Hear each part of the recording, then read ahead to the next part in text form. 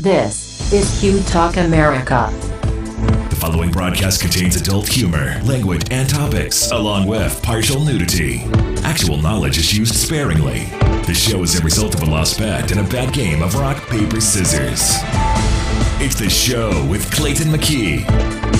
And now, a man with a face for radio, Clayton McKee. Oh my gosh, good evening everybody, one and all. Here we are in Studio C. It's a Tuesday night. It is the first show of May 2017. It's the 2nd of May. For those of you watching in America. Now, on the other side of the world, I think it's already the 3rd in some cases.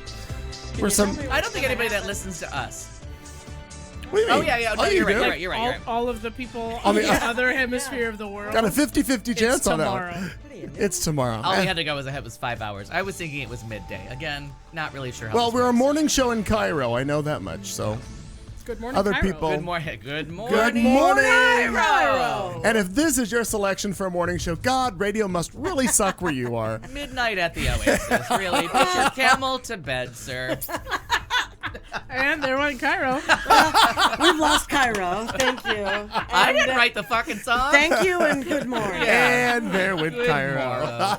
We'd like to say hello to two new listeners in the chat room. It's their first experience with the chat room, so be gentle with them. Summer and Danielle are there. Hi, guys. Hi, Welcome, kids. friends. Welcome to hell. Hey, well, good point. Try to keep up. Yes, would No, you please? I'm not sure. Do we know where they live? Yeah, Oklahoma. Oklahoma. Where the See, wind- now you're going to say I pissed off Oklahoma, but the wind does come sweeping. No, over. last week I pissed off Oklahoma because, you know, the whole, like, Summer and I Danielle, got electrocuted. if you would remind us exactly where in Oklahoma you live, only because I have some personal points of pride from Oklahoma, and I would like to make sure. I think there's a tree stump there he'd like to tell you about. No, that's Missouri. No, just across the Our state line. apologies to There's no Missourians. grudges held in Oklahoma. Proud Missourians. How can you hold a grudge with the wind blowing? God, 5 years and we're still talking about a fucking stump for crying out loud. How can you not? 'Cause My that was God. was I a know, good we don't need episode. we don't need to bring it back up. We're good. No, we don't need to do that. No, we're we're good. not going to. Yeah. Heaven's sakes. By the way, If I end up with that goddamn song stuck in my head, too late. for those of you watching, about that. for those of you watching and realize that Marnie walked in before we went on the air, it is an actuality. It happened. She's It's here. a Christmas miracle. There's nothing wrong. No, No. I don't think She's so. just a day late for the May Day celebration. Correct. Yeah. See, we were all Yeah. things vodka in Russia were yesterday. You mean it's not the first? Shit. Damn it! Oh, they're in. I'm late again. You're in Claremore, Oklahoma. I've driven through Claremore umpteen times. I saw a musical theater piece about Will Rogers that I enjoyed very much. Of course you did. well, Will leave Rogers it to Follies. I believe it. Summer and Danielle, I don't recall if it was brought up, if we discussed this at all in the chat room. Not the chat room, but you had messaged us previously. And we're so inundated with fan mail. It's just difficult to keep up. I actually graduated. One per year. I'm One not per fixing year. her. Are we promise. supposed to have our like serious faces on Yeah. for that? Oh no! I actually graduated high school out of Tulsa and am from Joplin, Missouri. Cripper. So we continually we're going back and forth between Joplin and Tulsa on the old Will Rogers Turnpike, the old I-44. So Was that where we saw that McDonald's? Yes, the huge McDonald's The goes over McDonald's in that goes Veneta, over? Oklahoma. Very nice. That is where, and that's just 30 to 40 minutes from I Claremore. knew I had seen Summer and Danielle before. They were at the McDonald's. No, they were not. Maybe at the- not. You never I don't know. I'm They guessing. might have been. They They might have could have been. been. Maybe she looked a little familiar. You don't Now, know. Crypt, You don't know. Now, is that, No, Cryptor has been with us before, but I think Cryptor. he's usually in, Oh. if memory serves, he's on the YouTube page. He's one of those. we have a Hi, we have a Crypto. YouTube. which I will go immediately and And I monitor think because I always that I forget. saw. I always there's forget that I Aaron. assigned myself Hi, that Aaron. job. I have it up on my screen and nobody else but me is in there at this point. So if you don't want to go to the YouTube page, that's fine. We monitor the one up on the big screens here in the studio much easier. There Much are easier. menti new people. Oh, wow. Apparently there's another show going I on know somewhere. it. It's very Well, exciting. When I I'm go to hearing that, the voices again. I'm hearing the voices. well, Apparently we're on a repeater. you know you belong to the land. Listen, Yo ho. Mister. Are you on coffee? Hi, Mom and Dad. Are you on coffee? I'm on something. I can Yeah, tell. I guess. It's okay. Hi, Mom. She's there. Oh, look at Do you that. need some alcohol to counteract that No. coffee? Do you want to? Are Can you we sure? Judy Garland this somewhere for you? Can we land you somewhere in the middle? What? Not there. Wow. Oh, Wow. Holy. I tried. Let us pick the landing. Nice dismount, though. Yeah. You're gonna Thanks. settle That for East bronze. German judge is really gonna fuck with you, but I'm telling you, it Well. looked good for my seat. You know, I'm built like one of the East Germans, so therefore they like me. Wow. Wow. I imagine you'd be taller. Yeah. Speculating. I know, I'm one of the short ones. No, but her center of gravity, you can't fucking move her Yeah, off of but- anything. No. She's right there. She's locked As down. Woody used to say, if I were any shorter, I'd be a circle. It's true that. True That's that. true. True. Yeah. Fuck you. Well, remember during the swimming scandal of the Olympics when the Chinese Right, team, right, when right. they thought there was men in the locker room and there was a little bit of talk of steroids. Right? Little. Yeah. That was I always do like, recall that. don't remember you all being so big. Yeah. Yeah, how did that happen? But I remember the one Olympian swimmer saying, yeah, the voices got a little deeper there for a while before they started pee testing them. All of a sudden, B. Arthur was on the swim team somewhere. And just stupid trivia that I know for no reason. God is gonna get you for that one. Fuck. The only person who didn't have to put up with the checking the genitals to make sure they were the right sex, that there wasn't somebody competing in the wrong category was I'll let that go. yeah. Was it one of these? What'd Yeah. they do? Right? No, well, it could have been. Well, who's assigned it to was, that? Even a it check. was Princess Margaret. Oh God, no, I can't remember if it was Princess Margaret or Princess Anne that did the equestrian events in the Olympics. But she was the first time they ever didn't check Because she to was the verify. princess. Yeah, because she had been it.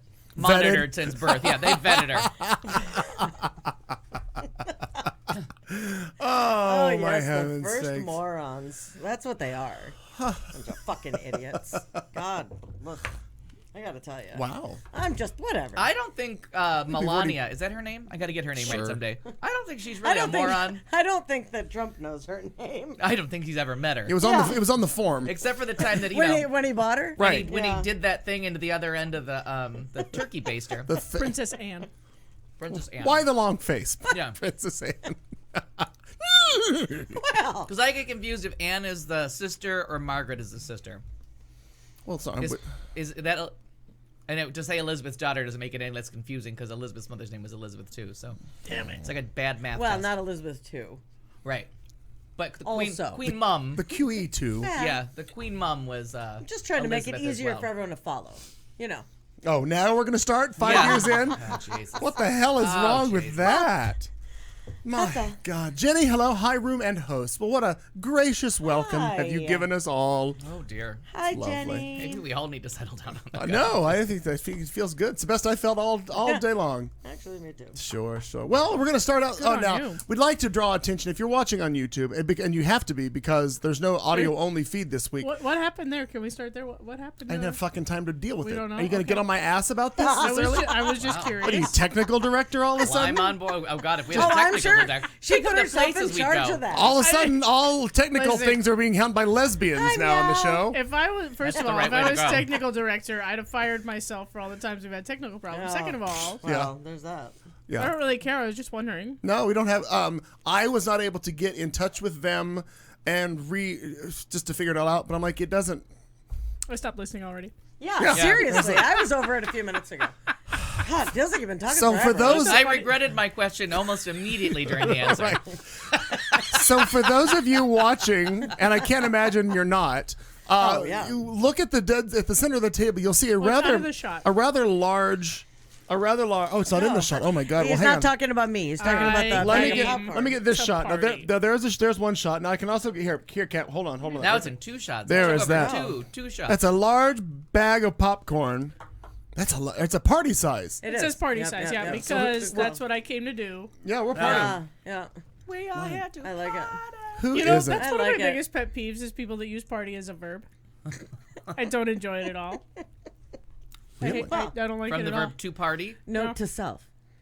Right, write that Yeah. down. Write I don't that think down. I I do came that. to party. We're gonna go out tonight and party. No, I'm gonna go to a party. Yeah. I might have a lovely time. I might get fucked up drunk. You don't know. There's a verb I like. Which one? Fucked up one? or Right. drunk?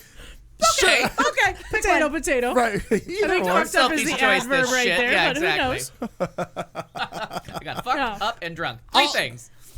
Boom. But I don't enjoy Orange the whips verb for everybody. to party. It makes me angry. I Okay. like it. Turns out as long as we're gonna do this, I don't like any pet names. Okay. Like, I don't Like honey, sweetie, baby, darling. None of those. all of them. Baby. Like, yeah. Oh, that's the word. I That's know. the worst one. Oh, no, wait, Turns out, out, dude, kid, doesn't matter. Don't like God. any of them. That drives me Al, fucking nuts. Alfie, Alfred, How about- Fred. I don't care how you get there. Just make it Get a there name. if you can. Yeah. How about fucker? Sure. Okay. That seems like it. But Yeah, but Hey, dude, fucker, how's it going? Hey, dude, what's up? Okay, so Alfie is fine. oh yeah. So it's my name. I did 12 years with it. I mean, you've also used stories with it in it from other people, no, so I figured no, I was mine, fine. it turns out it's the terms of endearment, and it's me who can't remember anybody's name and is always saying sweetheart and honey. Oh, And then fuck you. Right. Well, you don't But like I- it yeah. turned but- back at you. But I lay Menominee low on over it because I here. mostly call Whatever. people you or hey. You know what I mean? I try to avoid all pronouns. Other Asian. But Yeah, but that's why we all were in the service industry, because it's like, oh, gin and tonic. Yeah. Oh, right. And, I 100%. mean, yeah. and if you As long called as me you can- straight vodka, sure. Hey, Ultimate. Yeah. It's a name. It's Yeah. delightful. Yeah. It's Interesting. weird how much like it's really started to annoy me. And the dude one, I can't even. I don't care for I that have one to either. stop all conversation and just tell them, let's stop. Just stop now. doing that. Yeah. Yeah. Or- dude, bro. Bro. Have a start calling you bro. No. Hey, oh, Bra? or bra. I'll Bra? finish. Hey, brah. I'll finish this cup What of about- coffee From- and what go about- hit you with the cup. What about Bay? Can I call you Bay? I'll I shoot don't you. even fucking understand. I'll shoot you. I No. hate that. And I you know hate which it. one in public I'll shoot makes me you. want to send back my dinner? Which one? Boo. Hey, boo. Oh, I hate it. Oh, hey, boo. It makes like little bugs crawl up my skin like I'm on meth. Like I hate it. I'm going to go with you on that one. I don't care for that either. It's ugh. Yeah, I'm There's not- someone that we know as a mutual moron, basically. Oh, there's that- so many. Can you Oh, narrow I that know. down? I was I gonna know. say, wow. Narrow. Right. That narrows it down to about 300 people. Just in this community. But so dating a real close friend of mine, and everything's hey boo, boo. Oh, boo. I already know who you're talking about. Yeah. I say to Shoot him too. That and at drag shows where they just keep calling each other bitch. Learn each other's names. Stop calling everyone Hey, bitches. bitch. What if her name is Bitch? That's Yeah. different. Because it's her name. Ladies and gentlemen, Miss Bitch. No, I could see in the case of a Fair enough. relationship if there's an agreed upon like, all right, you can get away with honey or something like that. Like I don't think honey that bothers me that much. But I seen, but, Yeah, no, I Boo Berry. like- Now you made it cute. Boo was a little icky with your niece, but then it became Boo Berry, and all right, I'm on board. Yeah. You're a like it cereal when, all of a sudden. I like it when Jenny can't wake up in the She's morning sweet. and remember her partner of 26 years. Yeah. Her wife. But, hi, honey, I got to go. Right now, see if it's agreed upon or we've said it to each other and no one's dead at the end of the sentence. Then sure, go with All it. right. But it's not going to be dude, babe, boo, Bay. bae. Oh, No, I don't even understand that. Well, It's good so morning, fucking Sugar Smack. now, I if will you were Southern and you were like Hey, handing me Oh, a, then it's a okay. mint julep, I Sure. might buy into it. Danielle says she uses sugar all the time, and I can believe that. Oh, like I- in Oklahoma. Sugar, the- sweet. Hey, sugar. I used to use, for the longest time, I was in the habit of calling everybody Chief. Everybody was Chief. Oh, I remember I that. did that yeah. for the longest time, and I was in a Subway, and I ordered whatever the hell I ordered, and there was an older gentleman, probably in his late 60s to early 70s, working. I don't think he was happy about having to work post-retirement, and I made some. He asked some question, and I said whatever. I said, "That's great, Chief," and he stopped, looked right at me, and he goes, "I am not a chief." And he went back to making the sandwich in a very surly way. Yes. And I decided, I think I want to die. Because I don't know. I mean, I might say chief, and so I was just being like the leader, like somebody, Sure. it's your job. You're doing it, whatever. I meant no disrespect. And I'm like, God, what if I actually say it and somebody who's of Native American culture decides I'm in the wrong? Or just calls you So- squaw. Yeah, right. Hey, Chief. Okay, squaw. No, Suddenly it- you find yourself scalped laying on the floor Yeah. of a subway. Like, Yeah, well, we just lost the Native Americans. We you never. know, well, we never had them.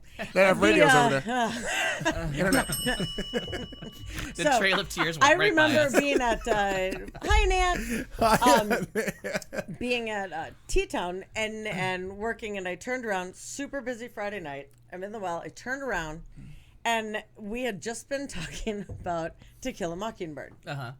and so everything Like had you do. become whatever. It's a sin. I'm saying.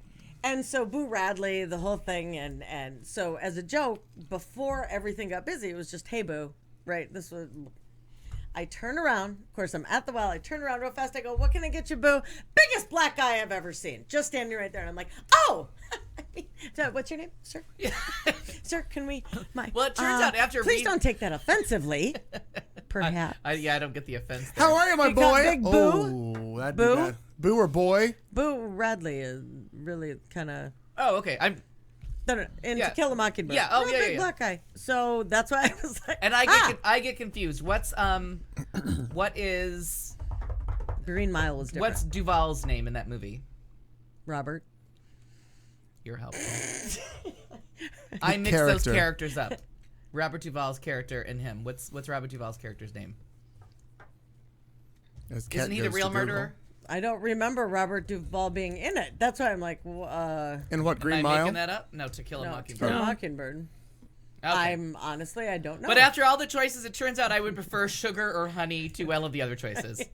You can be Puddin' Pop. That's what Summer's gonna call you. Puddin' Pop. I like that one. Okay.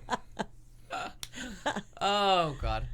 Oh, Not a term of endearment, but usually every time Buddy and I see each other and run into each other somewhere, we try to one-up each other with the most obscure, horrible drag name that we know, but we use actual names. Like somebody we hated from years and years ago. God And he'll be bless like, Buddy Early. he'll be It's not you that's confused. It's Marnie. Robert Duvall played Boo Radley. That's what I thought. oh, my bad. Okay. but you don't remember him being in the fucking movie. No, I don't. Might want to watch it again. I'm going to. Yeah, but I just was reading the. I just Right. read. I wasn't paying attention for the movie. Got it. That's how I was like, I'm so. Boo Radley, also confused not a by black this. guy. No, apparently not. So I'm gonna call that guy Boo. That's from why I was now kinda- on. White guy of Irish descent. I was kind of struggling My to bad. like get the Black guy offense. of Irish. He was an Irish black. Yeah. Hey, My it can bad. happen. All the black Irish. The black Yeah. Irish. Oh my god. That just came up in a show. I just What, Black that was Irish? just a line in a sitcom like in the last 2 Blirish. days. Were you watching It's The that new Departed? TV series. Blirish. Blirish. Yeah. It's on right after Blackish. Sure. I'm gonna go with no. Oh, and They you have know no I'll potato. They have no potatoes in that show. now you know I would answer to Pop-Tart in a hot Pop-Tart. fucking Oh minute. yeah, it's a good call. Pop-Tart, can you get me a Pop-Tart? What's up, Poptart? Yeah, I'm sure. Somebody's gonna draw back a nub if you reach a high Pop Tart. Oh yeah, don't touch my Pop-Tart. Oh, whoa! Don't go my That's how egg you out. reach back with a nub. But so what'd you do last week, Kat? Trina, Well, Lean. it turns out, I've been wondering for a little while what would happen when my schedule was just too full and I had taken on too many things. Like, when will the camel's back break? And it has In happened. Cairo. It has, Oh, it has. it has happened. I've had it. I'm giving everything up. Wow. I don't want to do anything anymore. I'm done. The So moment fuck all you these were with- people. Fuck all the Sounds- book fairs. Fuck all the. Fuck it all. Sounds 'em. like somebody needs a nap. She needs a new dose of fuck it all. Yeah, I need it. Yes, exactly. Here's what I'm going to do for 3 straight months, and I'm going to say no to literally everything offered to me except for Beer. happy hour. Correct. Well played. Well played. And the occasional pool party, but must also contain alcohol. None of this dry county bullshit. None of this, oh, the kids are around, we should stay responsible. Teach your fucking kids how to swim so we can drink. There you go. It's a good. Two call. things: teach your kids how to swim and bring me a drink Pop-Tart. Right. Yeah. My kid fucking knows what I drink, and he'll go in the cooler and get it for me. Where's my belt? I want to ring my bell. Listen, Pop-Tart. Oh, that is true. Thanks. Bob. Right. I'm with you. Ding dong, The ding a witch's ding a dead. dong. So last week I was buried in, I shouldn't say book fair hell, but that's how it feels right now. It will remain a lovely experience in my mind Just close your eyes. Close for your eyes. years to come, because I do really like parts of it, but I'm so sick of people. You didn't get your fill from behind a bar, so you didn't realize that already? It's different. Oh, because they're Different sober. people. Well, yeah, because I have the unfair advantage of their drunkenness and my sobriety behind the bar. All right. I still greatly enjoy my job at the bar. I have no problems with that. I will continue to do so for a good long time. Okay. I'm just a little overloaded with white women right now, and I can't. Can't. A line I never thought I'd hear a lesbian say, but here you are saying it. Look at you go. No more. As a noticed- white woman, I She- take no offense. She didn't notice. She didn't name any other races, so she's not fed up with other races, just white women. That's true. You know what? I met Yeah. a very nice Puerto Rican lady last weekend. I can believe it because you're talking like book fair kind of stuff and all of that. Oh, yeah. Every year she does. have- She gets real fed up with the white. Real sick of Right because they're horrible. And I get to this cycle They're around horrible. October when the pumpkin spice comes out, and me and the white ladies have to like diverge. well, it's terrible right now, and it feels like so. I mean, there has been like some PTO white woman drama lately. Flag right there. What happened? Oh, Annette was talking about the flag flapping away. Oh, it's very Slap it in busy. the wind. It's like a It's like tropical how windy breeze is in it? here. Yeah. Very busy. You're distracting her from the story. Sorry. I Please. forgot what I was talking about. I don't care. White women. I need a vacation They're and a horrible. lot more alcohol than I'll ever consume Pumpkin tonight. spice lattes and Pumpkin- yoga pants. I've had it. No. 2 parts of the More. trifecta that we're not allowed to say out loud. Pop-Tart. Oh, excuse me, I had my burp through that Pop-Tart. Pop-Tart made me gassy. Oh, Pop-Tart. So I have Pop-Tart. one more book fair to do. Oh, no. God help us. It's next week. Programming note, I probably won't be here next week. I would like to attend this book fair just to see how you get through it. That might be interesting to see. I'm going to write It's a letter true, Jenny, suggesting that's very metal true. detectors, Yeah, seriously. Kevlar. I might start drinking in the morning. You don't know. Might. Mom, The hell is- That'll take away the need to 2 out of 3 things I just suggested. and ensure one other. No. No. I 'Cause did. Number one, the beer bottle not going to be detected by the metal detector, and number two, not going to go through the Kevlar vest. So I think you're okay. You're okay. Throw it as hard as you want. Yep. I was working with, not working with, but a doctor stopped by, and was like rounding on patients. Like, what the hell are you doing here at this hour of night? He's like, well, I'm on call, so I'm gonna be here because my kid has a game at like 8 a.m. So if I get everybody rounded on and I just finish up my work while I'm on call and being paid, it'll work out great, and I don't have to be interrupted during the game. I've already rounded, everything's good. And we're like, Nice. oh, that's smart. He's like, the problem is, I would really like a cocktail because now I'm really off the clock at 7:30. And I'm like, here's a little tip from a white lady.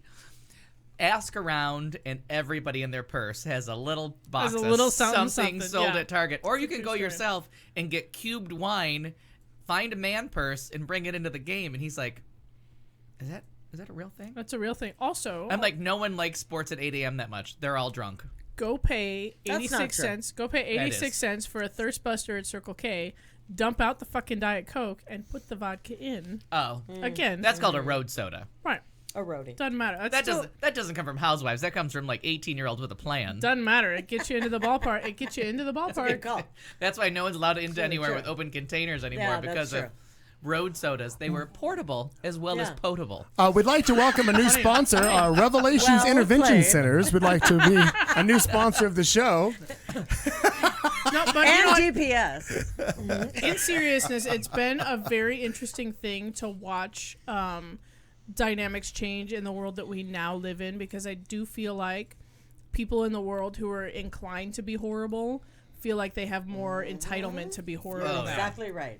You're You're right. 100%. Yeah, right. 100%. Like, there was a PTO Yep. meeting today, and a woman stopped a friend of mine in the hallway who is moving away and said to her, like dead to her face, "I can't fucking wait until you're gone." Holy my cow! In an elementary school Wow. about some really dumb bullshit, and I'm like, Yeah. we really like Tone it horrible down. people just have license to be horrible out loud. Did you let Right them know now. that Betty and Joan, the feud series, is over and they can stop reenacting it in the hallway?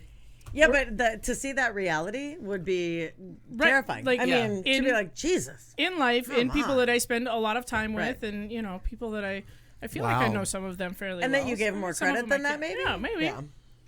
Yeah, that's Yeah. fucked up. Yeah, and see, now I I'm need sorry, some kind of a Kat. call-in center, so I don't talk shit about somebody at work that I don't dislike. Just Okay. annoys me, but All right. they seem like a perfectly reasonable person. Have you ever been on this show? Yeah. You could start. No. Yeah. But it's one of those Hello, things where, caller. yeah, caller, are you there? You there? Okay. Alfie Perkins, are you there? And it really is like, I hate to talk shit about somebody that I don't dislike them or don't wish them any ill, but they drive me up a fucking tree. Mm-hmm. So maybe I do Oh my god, dislike how do them. we deal with this? No, but I find myself venting I know in front somebody of like that. inappropriate people. Like you, and I need to go somewhere that doesn't know them, like here, and just be like that. But there's no appropriate word because I don't like. She's not a bitch. She's not unpleasant. She just works my last gay nerve. This white woman, is she a white woman? Yeah, I knew it. I knew it. I knew it. She'll have a pumpkin spice in 6 months, and it'll all be justified. Oh Lord. But dear listeners, look forward to about 2 weeks from now, when I'm done with all of my have tos and I'm on to Do what I do. happy hour all the time. What it said. I completely was like, why do I smell marker? I smell That- toast. That's funny. Okay. That is funny. Keep that out of the That camera is shot. really Yeah, I'm funny. gonna definitely keep that. That's funny. That's a private message. Ooh, that marker. Jesus. Yeah, isn't that fun? Woo! Good. I got my inhaler in the bag. if I anybody got else my knows about king that. size Sharpie. That's my summary. Everything in life right now is book fair or gym or book fair or gym. And congratulations on By the way, gym. yes, let's talk. Can we thanks. talk about the we sure purple can. elephant in the room, the gym? Because you're surrounded by purple everywhere. Purple and green. Is I that joined. Planet Fitness? I joined the UFit. Oh, you fit. UFit. Only there was really no strategy. I pulled up Google Maps one day and decided What's the closest? I can't be this like What's the closest tired fat and camp to old my and fat, location? right? I said I cannot deal with this one more day. What's the nearest to my house? Right. And that was it, which is happy because the base membership is only like $10 a month.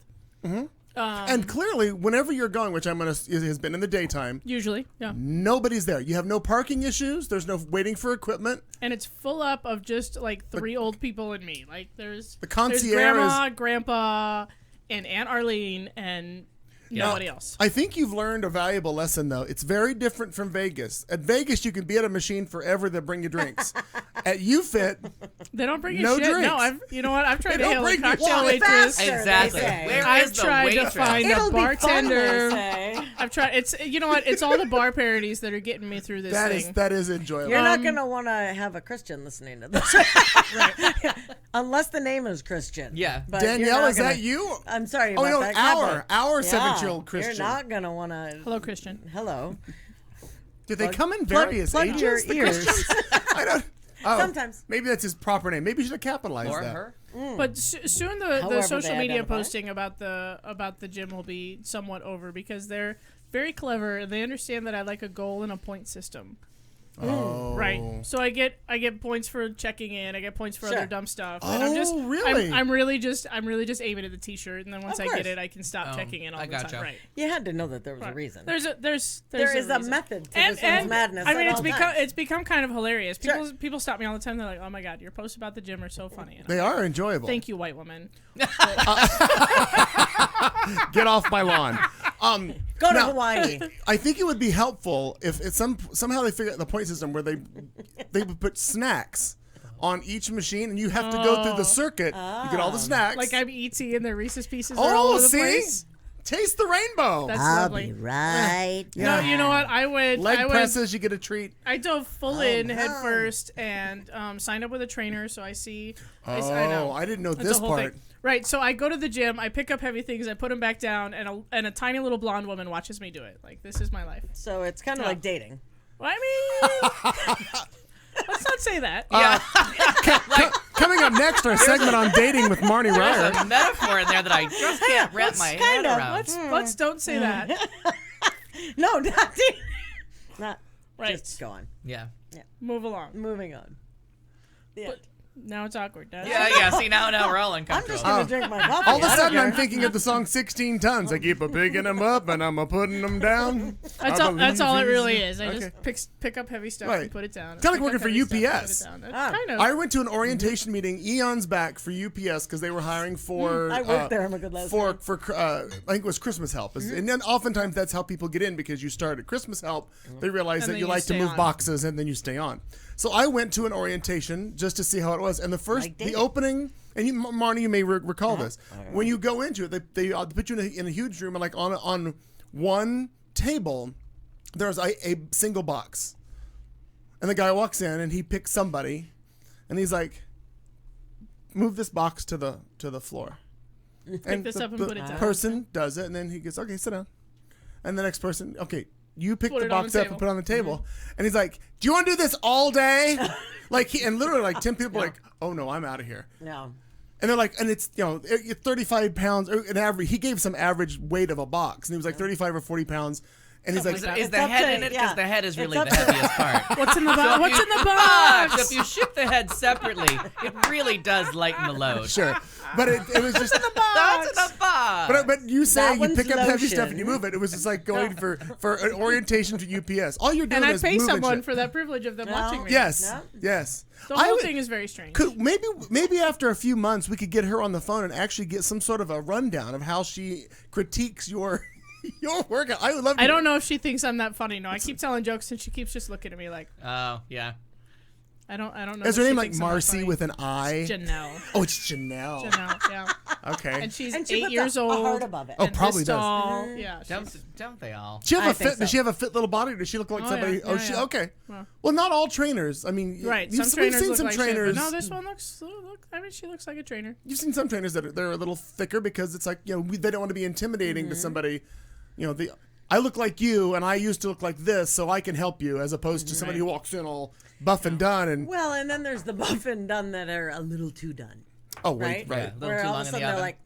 like, a little too Yeah. long in the oven. Well, there's that. that's But it was not very creepy. motivational. It I is, it's saw fun. because in a nice segue, I saw Al Perkins has been to the gym You twice this have month. now. Is it the same done. chain of gyms that you're going Well, to? they swapped owners, but it's the same location now. Because It's the Planet color Fitness. scheme is Yeah, now it's purple similar. and Oh, okay. what have you. I don't. All right. I don't pay attention. But it's So Are you trying to get the T-shirt too?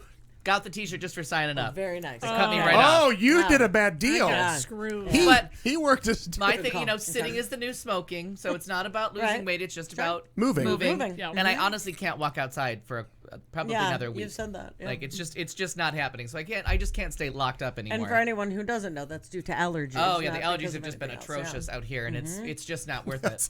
The hate crimes have slowed down, but the allergies yeah, you have guys are gone up. up. Yeah. Crazy. It's just crazy. Fate, my dear, has pluses and minuses. minuses. And then you did your walk, listening to your podcast. I've and been I found enjoying that very motivational. the walk that I do is it's a 3 mile that I do around the neighborhood. But it was enjoyable to start listening to the podcast, which I'm sure we're going to talk about later. Not this but I hope podcast. so. but no, I have no reason to listen to this. We thing. don't listen to this one. No. But thank you for those that do. Yeah, both of you. Oh, and Aunt Jenny, Summer, Danielle, The tens. Ellis. Yes, all The of tens of listeners. But no, Now Bub's in the room. So we it's- got an extra Hi, Bub. listener. it's so interesting to when you do walk, because obviously we're in our cars, we're in our bikes, whatever. You just see so much more because you actually have time to look around and you realize, well, wait a minute, when did that building go up, or when did this happen, or I didn't know they had a drive-through, or I didn't know they had this or that. It's interesting to kind of absorb a lot more of that. It also is funny when people honk at you and you wave and you have no idea because idea. I don't recognize I don't know everybody's cars. And how kind people are. I give them the full Joan Crawford. I'm I don't still, know you, but and I'm reporting right and left. I'm reporting streetlights that are out everywhere. I just think I that's enjoy fantastic for the you. shit. I out love of that about you. I enjoy that. It's fantastic. I want Yes, more- and Aunt, we're all gonna be We're all skinny and fit. sexy. Oh no, I don't know. Let's not give unreasonable expectations. No, I don't It's see just the about skinny or moving. the sexy over It's here, just but, yeah, moving. just kind of moving around. And that little app that's on my phone that my friend gave me the scale for that says, "Hey, you're fat, go move." Yeah. The other day. that's broken now. No, it's not. It's not. Funny, it doesn't really work the well. camera went out just Once prior to I that threw it breaking. against the wall, it just stopped working. I don't Funny know. story. Yeah. No, it gave me some new badge today because I had the most walking of any day thus far. That's very exciting. Ooh, exciting. Very nice. Whatever. See, I'm a 10-year-old. I'm motivated by those stupid things. I'm Gotcha. gonna get that fucking t-shirt. Yeah, but you did that 5K thing, didn't you? Couch to, or was that Katie June? I don't remember.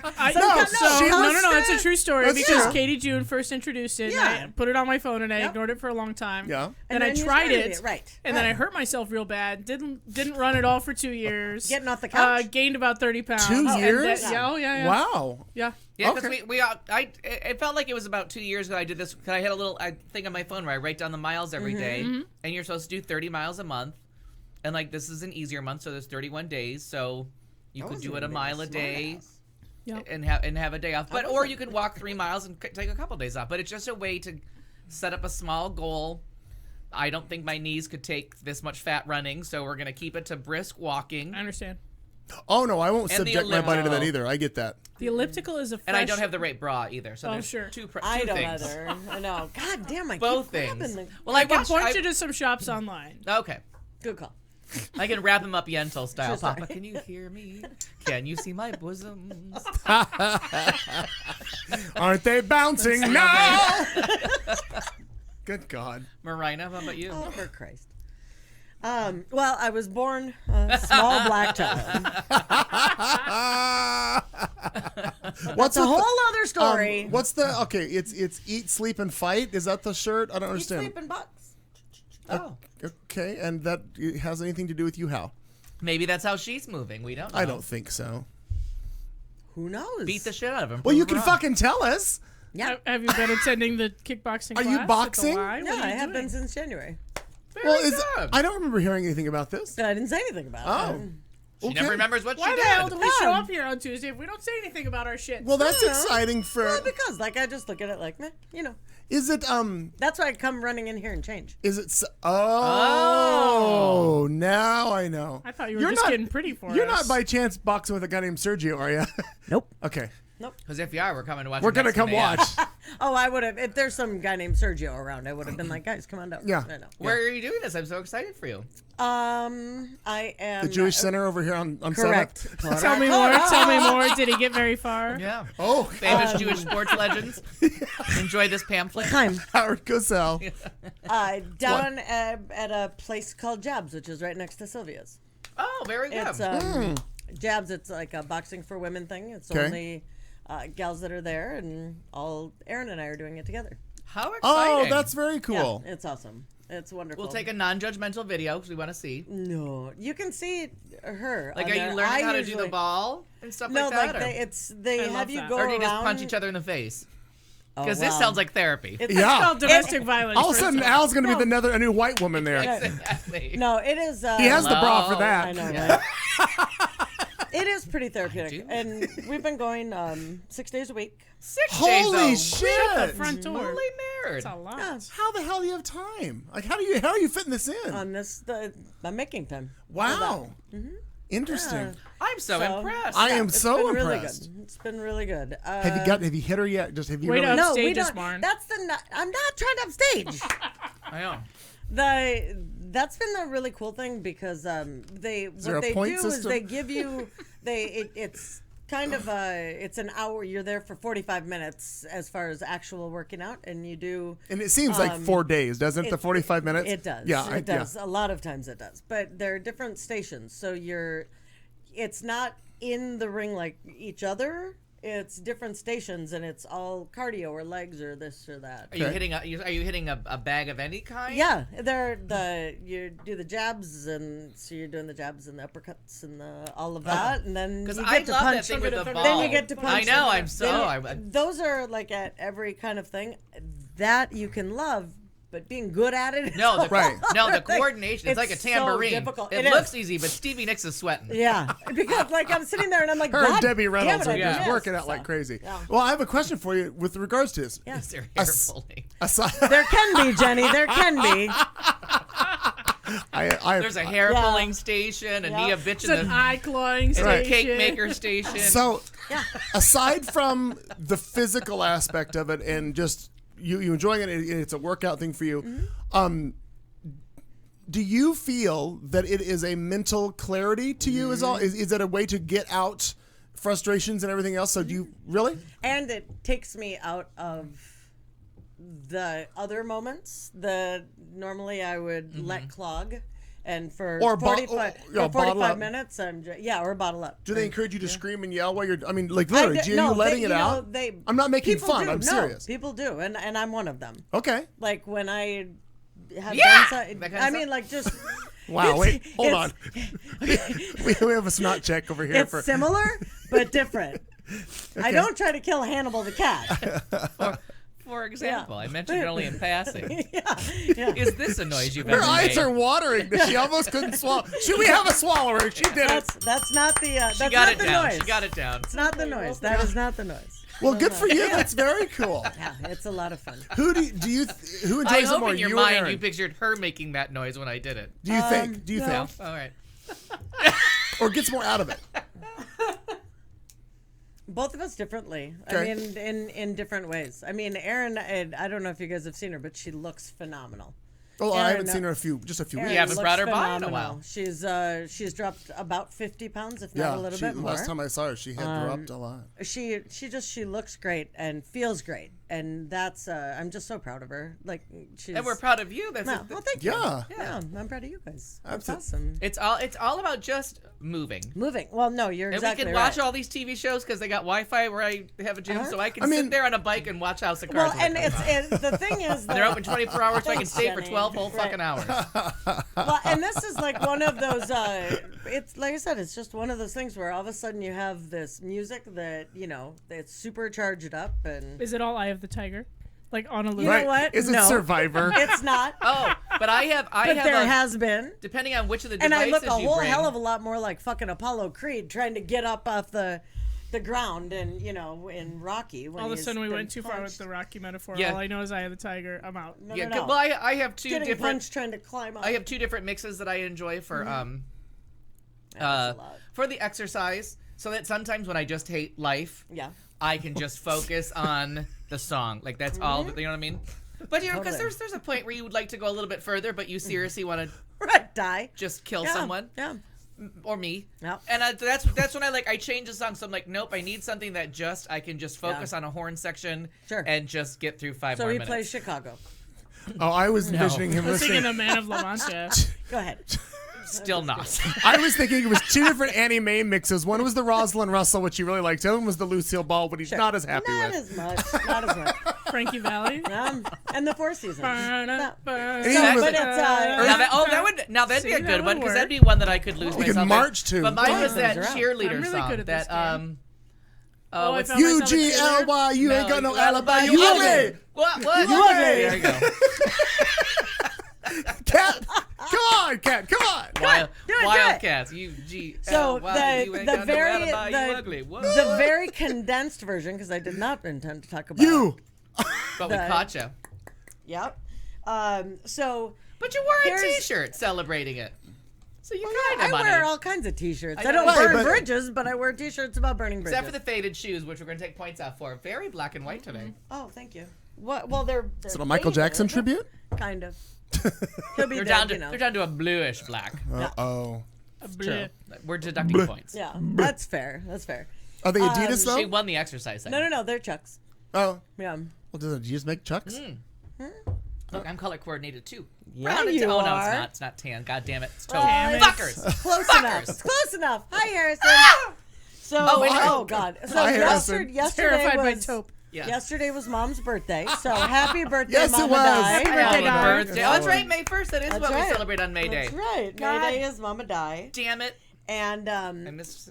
so we had really exciting news. We're gonna condense all this. I went and I fixed my oven all by myself with the little element Oh thing. my God. That was right after I had forgotten to unplug it and I got electrocuted. Yeah, I remember that story from last And, week. Has the fire department been alerted?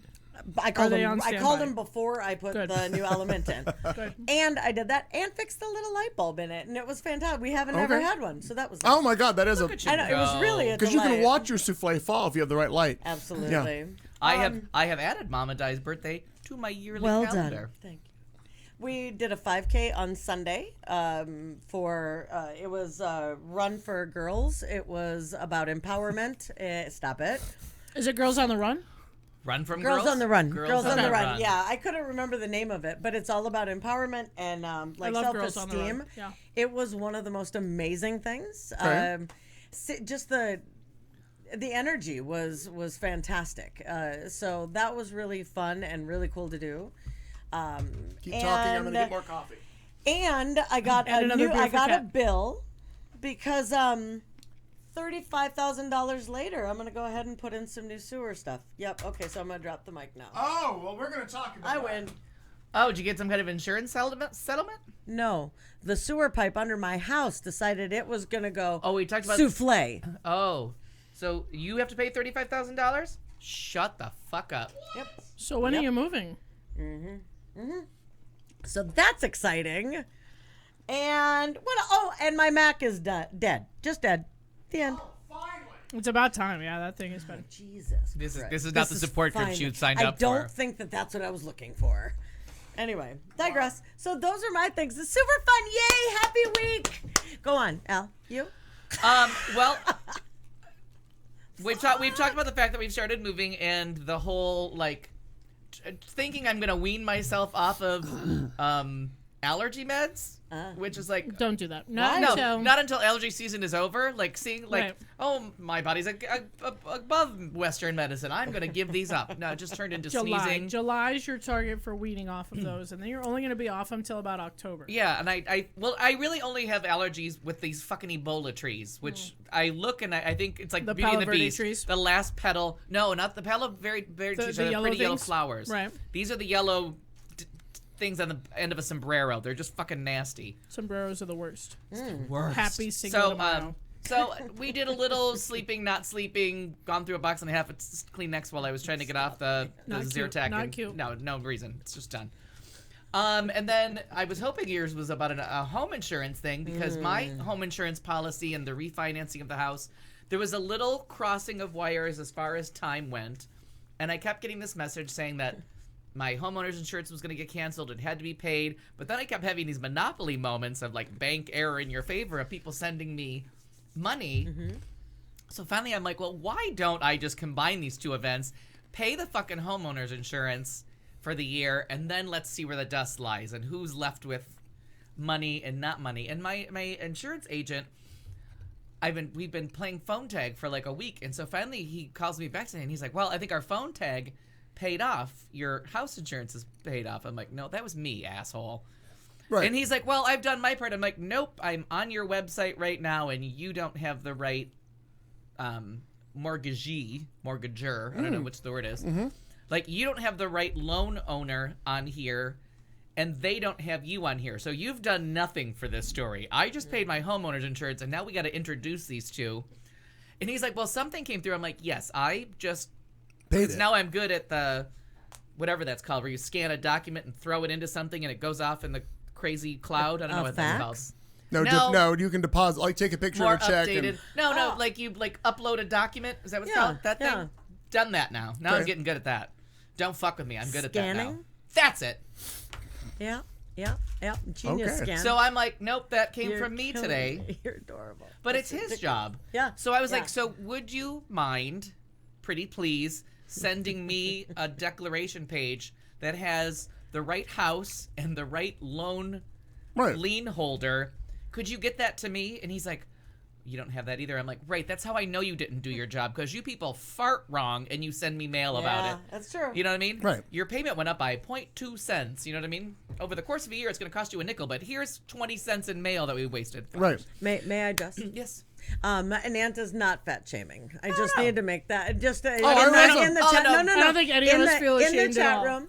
I think that it was just kind of taken a different way because no, he's just calling himself a fat guy. And No, we've I seen a got And that. he's picture. not. And I was right I've seen a picture of him. before I started talking, I was just going to tell him how cute he was. I- because he's adorable. That's adorable. I got it. But Ridiculous. on the topic so of all cute. that we're doing, needs to let Harrison has a fun program. I don't know how she does it, but like, let's say you walk somewhere and you want to know the actual miles and you don't feel like adding up segments or doing anything like that. She's got this thing where you just put your finger on it and you trace your route and it calculates the miles.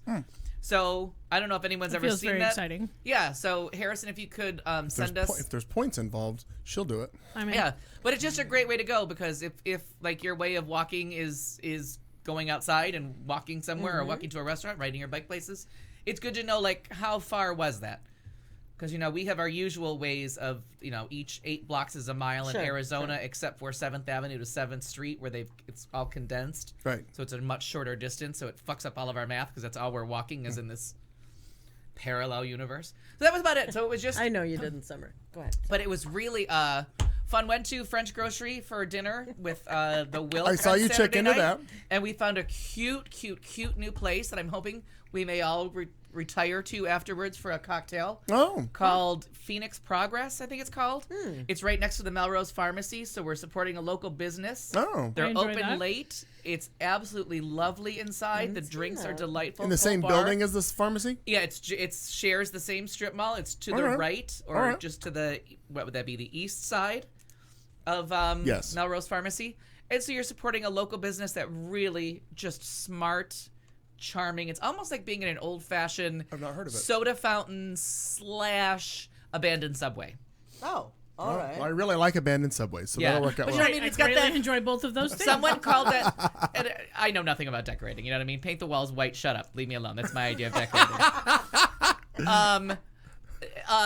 It's got that white tile with the black grout that people describe as like Subway tile. Subway or- tile. Mhm, sure. I Okay. call it like ice cream soda shop. I just see Art Deco. That's what to me it is. Like, or bathroom. institution. I could make all those. So it was fun. So it was a fun night. We went there, and I had 3/4 of a bottle of wine. They were nice enough at French Grocery to not charge me a cork fee, even though I had the first glass there. Rode to the next location, left the bottle of wine because I didn't have a purse or anything, and I didn't want to walk in with a corked 3/4 of a bottle of wine to a new place I'd never been to and don't know anyone. I'm home. So I was so excited when I left my bike parked out there with a bottle of wine, and I saw the wine there, and I was all excited. And then I got home and realized that somebody had taken the cork out, drank the whole bottle, and put the empty bottle back in my basket. So I have to thank them for not littering. It's funny. Wow. So that tells me that your bike wasn't in eyesight of where you were sitting. Tells me that. I was just with my back to it. It is an eyesight, but the bar is facing one way, and your bike rack is there. I'm trying to think of who we know that could be guilty of that. Oh, and there's so many people walking. Who knows? But my goodness. I'm thinking it could be me on a walk. Like, could have been. Fuck, it's been 2/4 of a mile. They stood there long enough to drink 3/4 of a bottle of wine. Big bottle of wine. Probably in one shot. And it was delicious too. Well, I'm sure they enjoyed it. For the home listeners, Sancerre, my favorite place that makes white wines, very rarely does a red. And French Grocery had it at a reasonable price of like $19 for the bottle with no cork fee. Sancerre was a Pinot Noir. It was spectacular. We drank some good wine, had some great food. French Grocery is always so much fun. One of my favorite local little places, and do like that. We just slowed them down. They were just recently on, I think it's called Reservations Please or some PBS show. Oh yeah. Where they've gotten a lot of attention. Check please. Check please. Yeah. Sure. Local PBS eatery show. Yeah, and so they really have been like getting hit hard, and they're trying to be a little bit more turn and burn to accommodate the people that want to eat there. So I just kind of put the brakes on. Like, we went a little bit later. I'm like, we're not here to turn and burn. We have nowhere to be. Right. No schedule. Slow this shit down. Bring us a bottle of wine, and you can get to the courses at your leisure. You can ignore us. If the wine's empty, time to come back.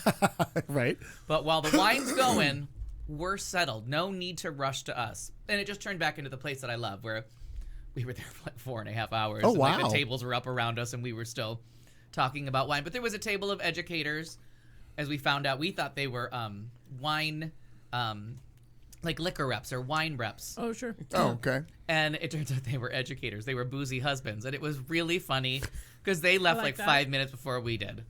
And with boxes, each of them buying a case of wine. It was very funny. Clayton, you? Wow, your transitions are brutal. That toss was really. Yeah, really. That was abrupt. Some people would have breathed. I didn't. Guess not. Ah! So Me at the gym. So we Apparently. I just picture her kicking something, and that's the noise that is in my mind. Shit out of things. the I don't scream. So the next day after our show last week was Wednesday. It was the quarterly meeting of our neighborhood association, where I think I had mentioned I was doing a presentation on security cameras. So that was fun, went very well. The chief of police, who I don't know if you met her there or if you had actually met her before, but she was at the parade. Mm-hmm. I know of her. I don't know that I've ever been. Our friend, who was also an officer on the force, his name's Tom Van Dorn. He was walking with the Phoenix Police Contingency as they were coming down the parade route, and I called out because I obviously knew his name, and he walked over during the parade and gave me a big hug, and she followed him, and immediately when. After I hugged him, she looks at me. She goes, "Well, no hug for me." And so, she gave me a big hug, and that was how I met in face to face the police chief. It's a much different meeting than many people get. Yes, yeah. She is a lovely, lovely, funny woman. She came to our meeting and remembered my name, which I think it's a good thing that the police chief remembers your name for good reasons. Correct. Not because I've seen you way too many times and you're in my court, or any of that stuff. She was very, very sweet. She did a little presentation. That was the last police chief. Talking about, or the sheriff. Oh, yeah. She did a great presentation about how they're working with the city and budgeting and how they want to hire 400 more officers, and it was a very fun thing. And in the end, she's like, "Well, are there any questions?" And she goes, "But before you start with your questions, I got a couple rules." She goes, "One, nobody asks my weight." Oh. And she got a laugh. She goes, "I'm 6'3", I'm this and that, whatever the hell she has. But weight is off limits. And it was just kind of funny because she was adding levity to the whole thing. Anyway, it was enjoyable. So that was Wednesday. And then I left what was supposed to be a 3-hour tour. A 4-day a 4-day trip to LA, which got cut abruptly short. So we went we have a client in LA, went there, did some stuff for him. This hotel I went to is charming, called the Chamberlain. It was a building built in 1970 as an apartment building, and then in 80 or 83 it was renovated into a hotel. But it's just cute. Oh, the bad lighting? It's cute as hell. It is just so cute. The rooms are huge. They're cute. I can see how it was a cute apartment. Sure. It's charming as And all get Harrison's out. looking for a place to do a pool party for her birthday. And I wanted to suggest that, Harrison, look up the Hotel Chamberlain in West Hollywood. Chamberlain, it's literally a block north of Santa Monica, right in WeHo. Their pool is on the roof. It's a beautiful, cute hotel. Yeah, and I thought because she's looking for a pool party and looking at locations, and I know the parking's a bitch, but that place is just adorable. So we were there, and then Saturday night we went to Cafe Med, which is a great Italian restaurant on Sunset. Cafe Med is obviously short for Cafe Mediterranean. No. Just letting you know. So we walk in. I was hoping for the whole medical theme. Well, you never know. The things I've learned. understand. Came with latex gloves. So we walk in. That's a whole different. That was later. My mistake. We were hoping to be able to Club sit Med. on the patio outside because it was a crazy beautiful night, but it was all full. So we sit inside, and I kid you not, we walk in and I see him. I'm like, oh my God, that's Fabio, and I just sat down next to my. Is it like looking in a mirror? No, God, no. Interesting. He's aged. Yeah, and you've not. That's true. But he was sitting there alone with this bowl of soup on his phone, and I'm thinking, wow, how the mighty have fallen. He's sitting alone in an Italian restaurant, eating alone on his phone, calling people to come visit him, I guess. I don't know who the hell. Then he was talking to people at a table next to him, and you could tell by the look on the guy's face, I really wish this guy would stop talking to me. Whether or not he knew who he was, yeah. I have no idea. But it was like, you can stop talking at any time. But because he was sitting to my left about 10, 15 feet away, and every time he talked, I could hear that accent, and I kept thinking, I can't believe it's not butter. Because from the commercials, that's what I kept thinking of. Then the next day we went to down on the beach and ate at a place called Mai Kai Lounge, which is literally maybe a block off. No, it's not even a block off the beach. It was right across the street from Santa Monica Pier. Oh, and it's beautiful, just stupidly beautiful. You can find a reasonably priced 2 to 3 bedroom apartment or home in Santa Monica. I'm out of here tomorrow. Okay. Offer still stands. So did that. Walked on the pier. Saw all the favorite freaks. city. It was just that part was all enjoyable, and then so about an hour after that, the trip got cut short, and I was running across. We were trying to catch a plane out of LA, which was booked to the last minute. For those of you who've never been to LAX, when you drive into the circle of the drive through all the terminals, Southwest Airlines is Terminal 1, and Delta is like Terminal 6. And it's a huge horseshoe, and between all of them are office buildings and a huge parking structure. Well, it was shorter time-wise to walk from 6 to 1 when we realized that we were never going to make Delta's flight. There's no way. The line was too long. There was no way we could pull it off. Don't ever leave the airport. Oh, for crying out loud. We hoofed with all this luggage across all this way to get to Southwest, and I was astounded that I didn't have a heart attack because it was just ridiculous. I'm like, if I would have known it was going to be all this shit, I would have stayed. Or we should have kept the fucking rental car and just driven back to Phoenix. Oh. But anyway, got home. It was all well and good. And then the 2 other things that happened. I know most of you won't give a shit about this, especially you, Al.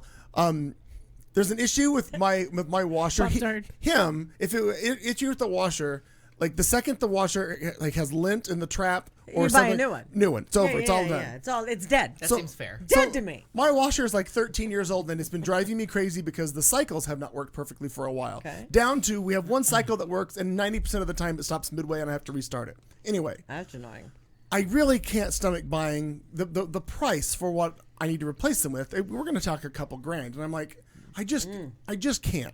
There's got to be a way. They have that new one on the TV that does something on the bottom. Oh yeah, there's another one that has the but. Yeah, It has a little. It's this and this. It's like got the checking the washer, bathwater. and then it's like if you just need to wash one shirt, It's in the can't. bottom. There's a little Yeah. mini Shut the washing fuck machine on the up. bottom. I want one of those right now. Yeah. So I decided. Go ahead, Clayton. So I decided that I was going to try to see if I could fix this and resolve it myself. And I did a Google search, or I did an eBay search, and to my surprise, a 13-year-old washer, somebody had a brand new in the box computer circuit board for it that had never been installed. Like I don't know why the hell they had it, but they did. How do you think hoarders pay their rent? Don't know. That may be why. Just found out. eBay. So I bought this Nice to know. board for $100. It was shipped here. I installed it. My washer has never worked this fucking well ever in the 13 years I've had it. It works perfectly fine. It does everything it's supposed to do. I'm thrilled. So now I just feel like I've saved myself $2,000 because I didn't have to buy a new set. The dryer's fine. It was the washer that was the big issue. So that was that. I'm very happy about that. Very exciting. Nice. The other thing, again, most of you won't give a shit about this, but I was happy about this. Some people, I don't know if you do, I don't know if you ever, you call your car Roo. Yeah. Because it's a Subaru. Subaru. I'm No Kanga. It's Rue. No relation to RuPaul. It's No, not a black no, car. no. Or does it dress up a lot? Not today. Right. So Sometimes some people, I dress her up. I Some don't people name know. their cars, some people don't. Sure. And I have yeah. never named my S10. That was never a deal. But I used to drive the Tornado named Tish. And I had the Hummer we called Helen Hummer. Well, I was riding to lunch yesterday with Jason Carlton, and he's like, "Well, have you named it yet?" Because he names all his cars. Don't know why, but he does. Sure. His Mercedes is Marlena after Marlena Dietrich, and his BMW is I didn't know that. Betty after Okay. Betty Grable. Okay. Well, we'd never done it. I drive an Explorer, and so he's like, "Well, why don't you call it Dora?" I'm like, "No, I don't really like Dora." Dora the Explorer. Explorer. Right. So he Okay. thought that, and he's like, "No." I'm like, "Well, it's gotta have an E. Like it make like Tish Tornado, Helen Hummer." Yeah. So it hit me, and I'm like, fucking Indora Explorer. I like it. That's I loved it. I thought it That's was very fantastic. cute. And for I the, do like it. J'approve. for those of you French. who don't know who Indora is, Indora Just was the mother, Samantha's mother on the Bewitched TV series. She was played by actress Agnes Moorehead, who was a lesbian, by the way. And Well, with the haircut on the left, just I see that. a lovely old Hollywood actress who And Oscar nominated for Hush. Hush, sweet Charlotte. and realized she was one of the actresses I read in one of the bios. She was. she never fought the fact that she realized that TV was there. She had to do it. She wanted to keep working. That's the media she got to work in. So she just transitioned over. Yeah, and- she went right from an Oscar nomination to a TV TV show. series. And a show that she really didn't give a shit about. I guess there was one, she didn't get along with one of the Darrens. Oh, I think it was Dick York. She didn't like one of them, but then again, she 'Cause- also didn't care. That was my favorite. Like, anytime Oh, you no. read her stuff, and she's very funny to read, like, her interviews, she was always like, I was really offended. But not really. Dick York was the original Darren. It was Dick Sargent she didn't like. Yeah, it was one or the other. Because the day that it was not announced, because I actually read this years ago, because for those of you, again, who've not watched Bewitched, there was two actors who played Darren, the husband on the series, and the first one, Dick York, also gay, The best one. was the better one, right? The original one. He had a lot of issues with back pain, and actually there was a pain pill addiction that he went through a lot, and had a lot of issues on set working. And finally, when it was realized that he was not going to be able to fulfill, Dick Sargent then came in and just replaced him, and nobody, like, there was no announcement; it was just done. She actually came on set, and she actually, according to what I read, she looked at him and she goes, "I don't like replacements." and she really wanted to keep. She was one of the ones that was little. fighting to keep whoever the first one was. Dick York. Yeah. Keep The him original. working. Yeah, she fought hard to keep him working because she knew he was having trouble. Right. So anyway, it just interesting. But anyway, And so is he the one that just died a few years back and had like horrible, like the emphysema or something? oh yeah, he had and- Right, Right, he had right, a lot of health issues. They But both, I think they both had chronic health it was issues. much longer ago than a few years ago for was Dick it? York. Oh. I think so. I think people are alive that are dead all the time. That is fact. That's factual. true. You do think that. That's true. So that's pretty much it in a Dick York nutshell. died Well, in I do. I like 1992. Dick York died in 92. Now what about Dick 1992. Sargent? Dick Sargent. Dick Yeah, Sargent right. was the second one. Somebody who was really fucking bitter. That's all I know. Sorry for the kids in the room. Dick The, Sargent died in 1994. Both of them just Wow. the other day. Just the other day. It seemed. in fact, seems children like that were yesterday. born both of those years. shut can up! Don't drink. finish that sentence. Can drink. Shut up. Wow. No, Go to hell. I came to the show tonight. I'll allow it. Wow. Wow. Fair enough. I Are like you? it. Wow. I will allow the retort. Go to Not, hell. not combative at all. There are people sitting in a bar right now that were not alive at the same time as either all of right, these we men. get it. We've got the Wow. She's now bitter. we've got the Alzheimer's. Oh, We apparently. get it. Just the other day he died. Just like, it was around the corner. Gosh. 25 years ago. Okay. Well, Blah, blah, blah, blah, blah. we've wasted that hour catching you up on everything we did that was so exciting. Let's do a drinking word and come back with headlines right after this. Is it done? Did I do it? Did I win? You did it! You're done! You won! I won! You won! You're listening to Q Talk America.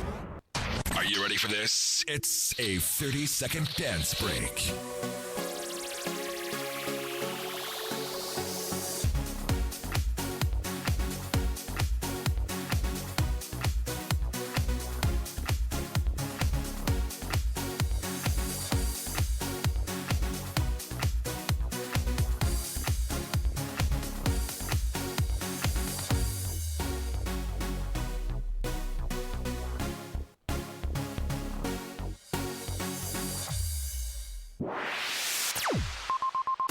This is the Q Talk America Radio Network.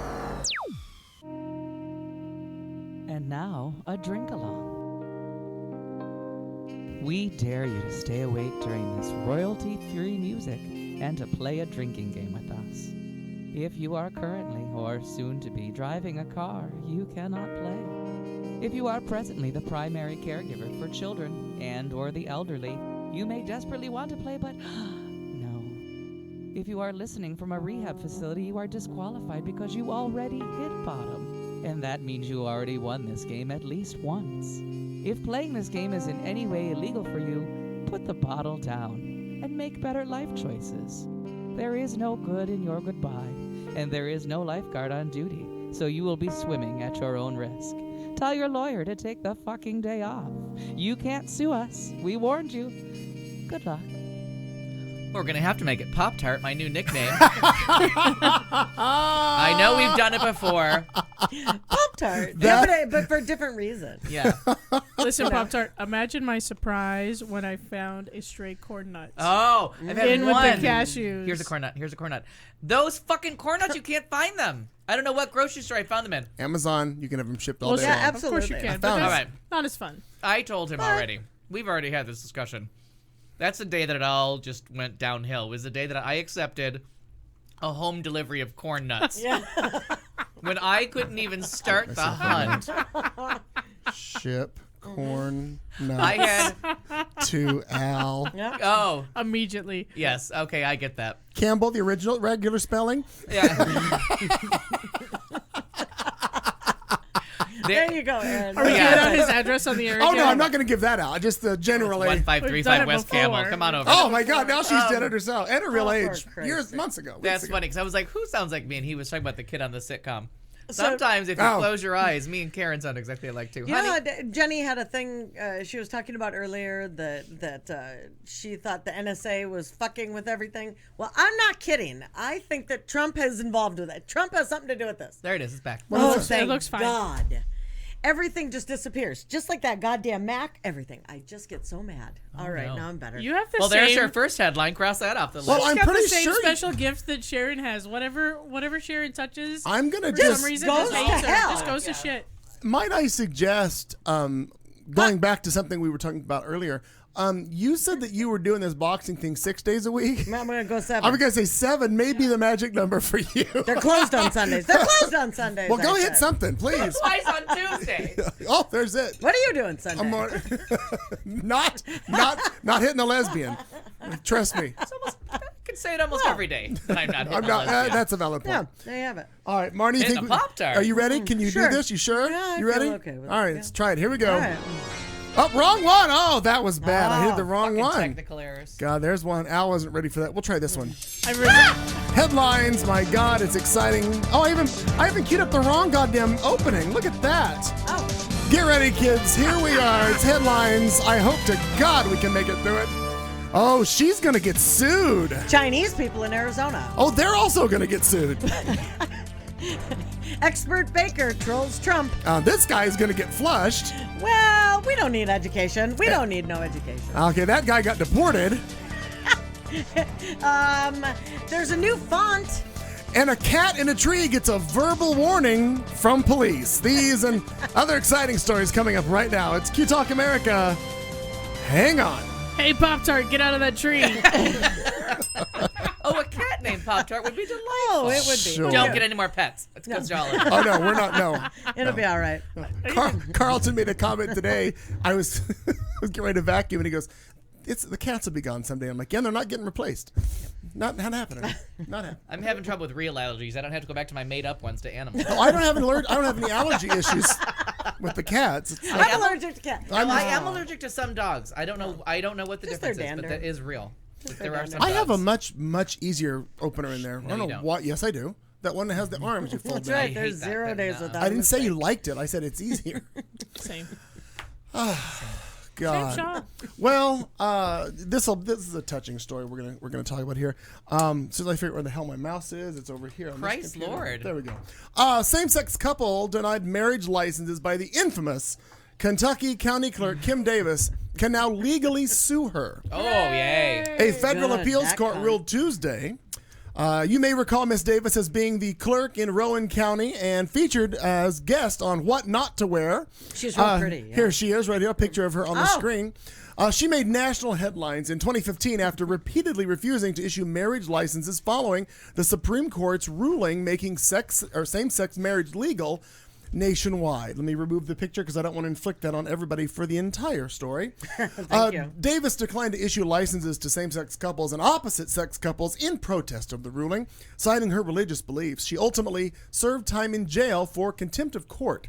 U.S. District Judge David Bunning last year dismissed 3 lawsuits against Davis, including one filed by David Ermold and David Moore, who actually filmed one of their visits to Davis's county office, and it went viral in July of 2015. Davis denied marriage licenses to Ermold and Moore twice, though they did eventually obtain one and get married. Now, Bunning ruled the lawsuits were moot because the new state law excused clerks from having to sign marriage license forms. But a federal appeals court on Tuesday overturned that ruling. Ooh. Kentucky's new marriage law license laws did not change, quote, past harm that Davis may have inflicted, according to the 3-judge panel on the U.S. 6th Circuit Court of Appeals. The appeals court ruled that Ermold and Moore may proceed with their lawsuit and press their claim for damages. The couple's attorney, Michael Gartland, is confident his clients will prevail. Quote, "We're going to get damages, I'm sure of that," he told the Lexington Herald news leader. Ermold and Moore previously called the experience of being turned away by Davis completely devastating. As a person, she is free to believe and worship as she chooses, Ermold said in 2015. As a county clerk, you have a responsibility to the people of your county. And we talked about that multiple times back when this was going on. I don't give a shit what you believe. That's your job. Do your job. Any other comments on this? Anything else you got? Or have you heard anything else about the story? I have not. No, but that's Thank you for adding to the show, Kat. Listen, Pop-Tart, I showed up, didn't I? Yeah. Another great toss there, honey. Any comments? I'm going to enjoy the shit out of it. I hope somebody, there's a live camera crew there. I want to see her show up. I want to see her in front of a jury.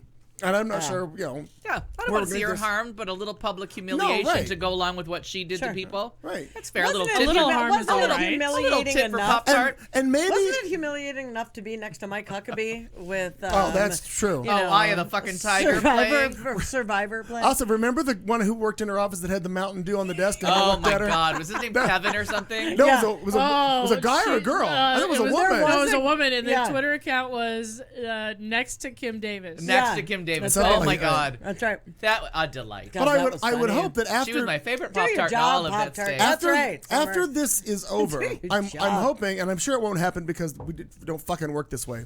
It would make sense that there would be some sort of a stipulation within any public office you're going to run for or try to get yourself involved in, that there is something stated that I don't care what you believe in. Right. If you're going to run for public office and you're going to take public money to do this job, Then the public is all the peoples. all of them. It's all the religions. All of them. I don't all care the what lacks you- of religions. Here's the thing, Pop-Tarts. This she always brings us down. Always, I know. is Yeah, America. I have the pitchfork in hand. Fire And bad. I have the Pop-Tart given right to discriminate against all you people in the name of Christ, our Lord and Savior. But not if it's public money. Amen. Christ. Amen. Pop-Tarts Christ. Yeah. I think they make Because Jesus. I think you're being excessive on this. I understand what Maybe. you're doing No, now. but But I mean- still, the point is... Listen, No, that should be it. Like, I don't Jesus care. tarts. Well, And think that- about somebody dating back. The people would do that to folks that were black and white. Oh, yeah. That would go in. I mean, Right. like all of the discrimination is. Mm-hmm. And it's said that you have to go one by one and be like, nope, not that one either. Right. Nope, not Yeah. that one either. Right. No. Yeah, it's just not Like enough. you just kind of keep hitting their hand, like, nope, Yeah, nope. not gonna work. Can't Summer. discriminate. There's no can't. It's your Pop-Tart given right. In Pop-Tarts we trust. I'm just saying, it should be on our money. It really should. Listen, you know what this has in common with everything else that's gone wrong in the world? White women. Because they always pick the wrong flavor Pop-Tart. That's why. They do shit like cinnamon. They Like, don't ever- fuck no, you. Fuck the cinnamon and the s'more. Fuck and the cinnamon. There's a whole store. All about Pumpkin cinnamon spice. business. all about the berry. Give me my blueberry. Raspberry. Blueberry. Blueberry. Raspberry. Strawberry. All the berries. All the berries. God damn, that was in the first studio. I remember Oh, that. and remember when we found out that blessed day we found out there was and great then- Welch's grape Pop-Tarts? Yeah. Yeah. Yeah. Peanut butter and jelly berry. Yeah. I do not have any Pop-Tarts That was in the house. that was too much. The peanut butter and jelly, as I who is currently working on peanut butter and jelly, Sure. the raw form, it's an exhausting journey. It is. But look at those strawberries. They're Strawberries. lovely. They're 89 delicious. cents. 89 They cents. would be so much better in a Pop-Tart. Fair enough. How about a Strawberry toaster strudel? I Judges? really, I like Not the the toaster. same. Not the No, same. it's not that- but I prefer a toaster different. strudel. And Yeah, there you are those. mentioned There's that. two camps. Yeah. Oh, now you're on board with all those two No. different camps. But there are But- people that like the toaster strudel. I don't invite them over for breakfast because I'm not serving that Why shit. would we? No. I but no. When I was a young kid, I could squeeze sugar out of a packet. It's like, right, why do I have to make it myself? Oh, It should come fuck on no. the This is pastry. instant food. It should Right. already be caked on It's like there. a wedge salad. shellacked If on I there. wanted a fucking head of lettuce and I would have gone and stayed home and made a salad. Why Do you I guys have know to what do the fuck you're talking about anymore? Yes, Okay. wedge salads. I hate them. And those toaster strudel, why do I got to keep cooking? The toaster ended. Get me out of this nightmare. How did you get wedge salad Oh, toaster because wedge strudel? salads piss me off. Every time I go to a I restaurant, know somebody they do, but He how doesn't, did you? he doesn't want to assemble his own ready-made Right. food. That's why I don't like understand. I'm there. fajitas. Look at But I don't like fajitas. Same reason. I'm not putting it Exactly. together. I don't want a plate of meat and a tortilla. Go back in the kitchen, wrap it together, that shit throw together, some bring it guacamole back. inside, and bring it back to on me Poncho finished. V to assemble that shit and then come out here and give it to me. hashtag white women's problems. Chocolate fudge. Yeah, they have those too. So I would like to Speaking know. for the majority, Justice Kennedy stated, "Do your job, Pop-Tart." Work it out. Cal, who hails from the Meow or whatever he called himself earlier. So does anyone know what this says? This. It looks like my math homework. It from looks the- like a from the letter I ninth wrote to my grade. mother in like 1989. Yeah. No, it's some Okay. sort of a It was hieroglyphics. illegible. Well, considering we lost the Chinese a long time ago. Oh, Really first long episode, time. I know they're it really gone. was, yeah. But apparently, oh hell, All of Asia, I think, is gone at this point. it could be. So It's like one Mongolian guy hanging on for dear life. But the That's it. Orientals are still hanging on. the rugs. Well, I don't know what's happening right now. All right. So, but apparently in Sierra Vista, Arizona. Oh, So local it's news. a local story. Local breaking news. Okay. As on CNN. There was Do I hang a on? note. That note. In Oh. a purse in Walmart. Well, oh, somebody left it there? A Chinese slave. A Pop-Tart terrorist. I think it's Pop-Tart terrorist. Oh, yeah. Pop-Tart terrorist. Yeah. Note written by a Chinese slave allegedly discovered in a purse bought from a Walmart in Arizona. Hashtag Pop-Tart Next. terrorism. The note claims that prisoners in China are working 14-hour days as well as receiving beatings while producing goods for U.S. consumers. including that iPad. They're in the White House now. Christelle Wallace said she discovered the handwritten plea in the zip compartment of a purse she bought at a Sierra Vista Walmart 2 months ago. Her daughter, not as breaking that way. Her daughter-in-law. In the less breaking part in of the our less story. breaking part of the story, it was a while back that this happened, 1998, when when Darren died. After One of Darren's. When one of the Darrens from Bewitched died. This woman wrote a note that clearly says both dicks are dead. Choy. Her Oh. That's from Will and Grace. Why you got no boyfriend? He Why died. you been here for an hour? You go now. Jesus Christ. It actually stated No, that's the accent we're not allowed to use. that the person who wrote this note, hieroglyphics is what it looked like, but apparently just Chinese, was a prisoner in China. Basically, their situation was how long they work, the 14-hour days, and they don't have a lot to eat. It was broken down in that way. It is not the first time a note of this nature has allegedly been found in products sold in U.S. stores. I think I've heard of these things before. Yeah. That quality control manager needs to be fired. I This know. note should have been found There's and some destroyed before shipping. QC controls Apparently, lost there here. are at least 3 people in Sierra Vista that speak Chinese fluently because this woman They all took the note to the restaurant. These 3 people. She went dim sum. She should. And she had a new purse. Every time I turn over my Stop fortune calling cookie and it him says names. learn Chinese, I do. I'm like, stop yelling at me. And then I realize they're trying to be helpful. You can't make me. And like any good citizen in the United States anymore, this note was uploaded to Facebook. Oh, she said promptly. she was at a loss as to how to respond otherwise. Send the don't have purse means. back. I don't have the means or the access to help in any way. So I think this was my way of putting in my 2 cents. No pun. I don't want this to be an attack on any Hashtag store. activism. There Hashtag you go. hastivist. That's right. Hashtag Hey, armchair shackles. activist. It's apparently just Hashtag. happening in all kinds of places. That's she my said. tan look, yeah. And people just probably don't know, she says.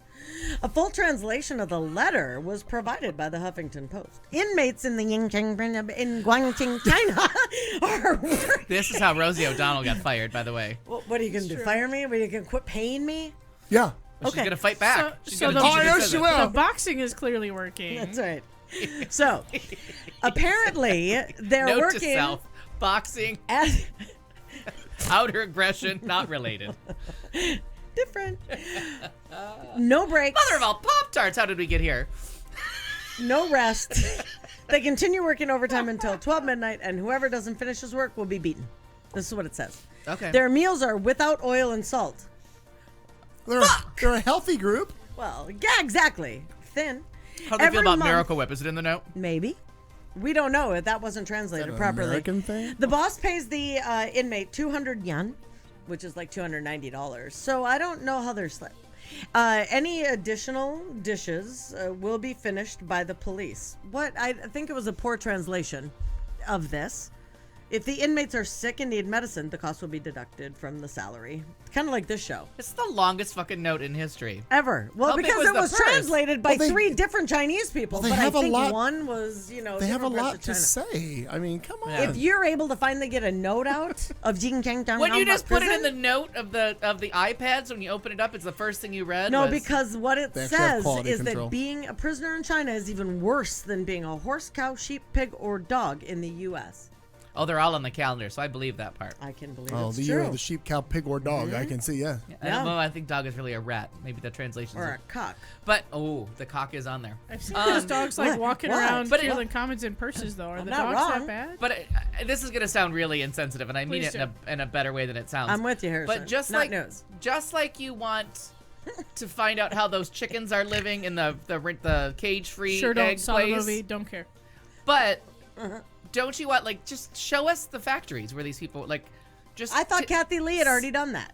No, she just hired them. She forgot to film them. Oh, she was writing the notes. They were Right, writing the but notes I'm from just her. I'm curious because there's some that say that because of this industrialization that these countries are doing better, and without them the poverty would be even worse. Oh.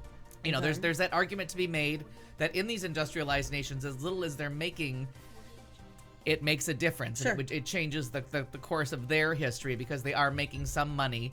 And then there's the people that are saying that it's abject poverty and it's horrible. So I like what's the truth? Like, is it that yes, they're in abject poverty, but it's better than worse abject poverty if they didn't have the job? Like, The I don't. $290, like, Right, and you hear that they're- all the time, and then of according to those people on TV, 25 cents feeds a nation of 4 for a year and a half. You And know what I Sally mean? So, like, Struthers. right. And that's our breaking news from Sierra Vista, Arizona. Meow Cal added to it. Yeah, I just Very busy today. Kathy on me. Well played, After Jenny. viewing Arizona podcast, that's funny. That's And that's Kat, funny. you and Al are gonna have to look for some Chinese people at the gym. Danielle has never seen them, so if you see one, please, just one. Oh, I have. Oh, see, now there's I'll just goes ask that my friend- fucking theory. There's like 2 Asian-looking guys that are getting all buff up. Asian in looking, yeah, but are they Samoan? Because that's different. No, that's different. They don't know anything Okay. about the I movie just wanted to make Moana. sure. Here comes Moana. We're gonna question her. I need to see this Moana because the people at work are Right. always like playing it and crying. Oh, it's so good. Oh, They use it as some kind of trigger thing to make each other cry. No, I bought the like half All the whole movie. It feelings? was so good. Really? Well, So this story good. will not make you cry. In fact, I Good. assume that it will Thank make God. all of us laugh because it is a funny story. Something that a simple Google search could have prevented is now legal action. It's no joke. The owners of a Wisconsin TV station are suing 2 comedians who pranked the morning news show by pretending to be fitness experts. Back in November, New York-based comedians Joe Pickett and Nick Pruer appeared as strongman duo named Chop and Steal on Hello, Wisconsin. Hello, a news And a program. Poptart for all of you in Wisconsin and a beer. It's a morning news program on WEAU TV in Eau Claire, Wisconsin. Now, as Joe Chop Shopson and Nicholas Steele Stelling, the duo offered a variety of bizarre fitness tips, including the ones I'm going to show you. They did this one. This is the this is tennis racket sword fighting. They did that one. love it. Do you do that in your class? This do one's that. good. Do that. What the fuck? Am I Bugs Bunny now? Another segment. Buddy. That's all, folks. Another segment they did was karate chopping sticks. Oh my God. It's exciting there. This one I figured Al was going to enjoy the most. This is stomping on straw baskets. They just did this on the morning show. That That's is the just morning for after you. Easter. Yeah. That's then- what you do. And we're not really sure what this is, but they did this as well on there for some reason. It's good exercise. Oh, do you remember? Were they called Zumba pants? No, it wasn't called Zumba. Zuba. What were those Zubas. horrible pants Zubas. called? Zubas. Zubas. I don't know. Remember when the world thought wearing those in public was okay? So Atlanta-based Gray Television, which owns WEAU, is suing Prickett and Pruer for using fake names and materials to fraudulently convince station producers to book them on the show, according to the Mercury News. They, quote, performed ridiculous bits and provided false information to our morning viewers, the complaint states. The 2 comedians don't deny that that's what they did. Quote, we hated doing promotional appearances on morning shows as ourselves, so we thought it would be funny and interesting to see if we could get these fake people on. And isn't that better for your morning to watch these 2 Pop-Tarts go at it? Yes, Chop and Steele managed to get booked on 7 morning shows. God. Pruer There thinks are 7 morning shows in Wisconsin. I can How many believe it. mornings are there? How many times Well, those people 7 live in? days a week. A lot of those fucking Oh, people. I didn't think about that. Pruer thinks the it's a good segments call. were more fun than if they just promoted their regular gig, which is called the Found Footage Festival, which is a touring show of strange and unusual videos. The segments were supposed to be funny, but there is a higher purpose. According to Pruer, our prank established the point about how easy it is to put forth fake news. Now, attorneys for Gray Television aren't commenting on the suit, but the complaint alleges the duo infringed on the copyright of November 28th episode of Hello, Wisconsin, and is likely to do so again unless the court issues a permanent injunction, according to the Mercury News. The suit also asks for a judgment against the Found Footage Festival for any profits or gains attributable to the infringement, along with the compensatory and punitive damages, costs, and attorney's fees incurred. I have 4 things. First, It's a lot. settle down. Just all of them. When you get lawyers involved over all that fun stuff that I just watched, you're doing morning shows wrong. 2, Push pause, Pop-Tart. cheese I love it, Pop-Tarts. Harrison. I'm going to need to explore this more closely. Okay. Let's call Kellogg's and find out how cheese Pop-Tarts, because I think cheese out of a toaster is what my life has been waiting for so far. How did they pass this off as a fitness segment? I love this. Well, This- because I mean, Because that's cardio. those That's 2 cardio tools are right so there. fast asleep, they don't know what they're watching, I know. and they're afraid to ask. So, like, what if we just don't know? just cracks Well, me up. it's actually a good nap right now. They're just sleeping. And you said WEAU? WEAU. So in French, that would be whoa. Between that and the karate chopstick segment. No. It is. Because there's a lot of fitness with karate chopsticks. But Cracks First, yes. me up. Second, no. third, come back to the cheese Pop-Tart. Pop-Tarts. I know. I think How is a there not- glazed... Just imagine, close your eyes, come with me on this journey. A glazed Pop-Tart, fresh from the toaster, with maybe a sharp American or a pepper jack cheese. That maybe Havarti. has a What about somebody had a Havarti? sombrero on the Havarti? label. I mean, everything's going good there. Listen, Havarti. I how don't- is there you not can't do toaster cheese. grilled cheese already? I can't. know. How is this You not a thing? can, as long as you control how long. I'm not saying keep the goddamn thing until it ruins your toaster. You just warm it gently till it's soft and melting on And your tongue. also, too, And contained by the tart. Or Oh. the pop. I'm not sure which half is which. Which came first, the pop or the pop tart? on top, tart on the bottom. Oh, Usually. is that how it goes? All right, fair. Also, with I'll the, allow the tart on the with bottom. the advances that Typically. Western medicine has made in processed cheese foods, you cannot tell me that we can't develop a cheese food that will stay upright in the toaster while it gets warm and gooey. Right. But just prior to it turning into a volcano and ruining a perfectly good kitchen They appliance. did it with strawberries. Yo, I know. I'm just saying, good people of Kellogg's, I know you're listening. And are they Kellogg's Pop-Tarts? I don't know. I feel like I haven't seen a box in a while. Stand by. You never know when those post people want to get their fucking Dear hands on Google, stuff. who makes Pop-Tarts? God. God makes Pop-Tarts. That's the answer to your question. Because Jesus. Kellogg. Kellogg's. All right. I mean, I was almost sure. There is a toaster for grilled cheese. I know. Now, are you on Yeah, board but for it's the all strawberry horizontal. cheese Danish? Oh, I would be. I'll try it. I'll I mean, tell I'm you. not gonna lie, Yeah. I'll try I it. don't want to seem closed-minded Yeah. here. Because we know we enjoy the strawberry. I like a Danish, and cheese is a good word. It reminds me of cheesecake. I imagine it to taste like strawberry cheesecake in Pop-Tart form. All right. That's what I'm expecting. Pop-Tart, I'm I in. don't think it does.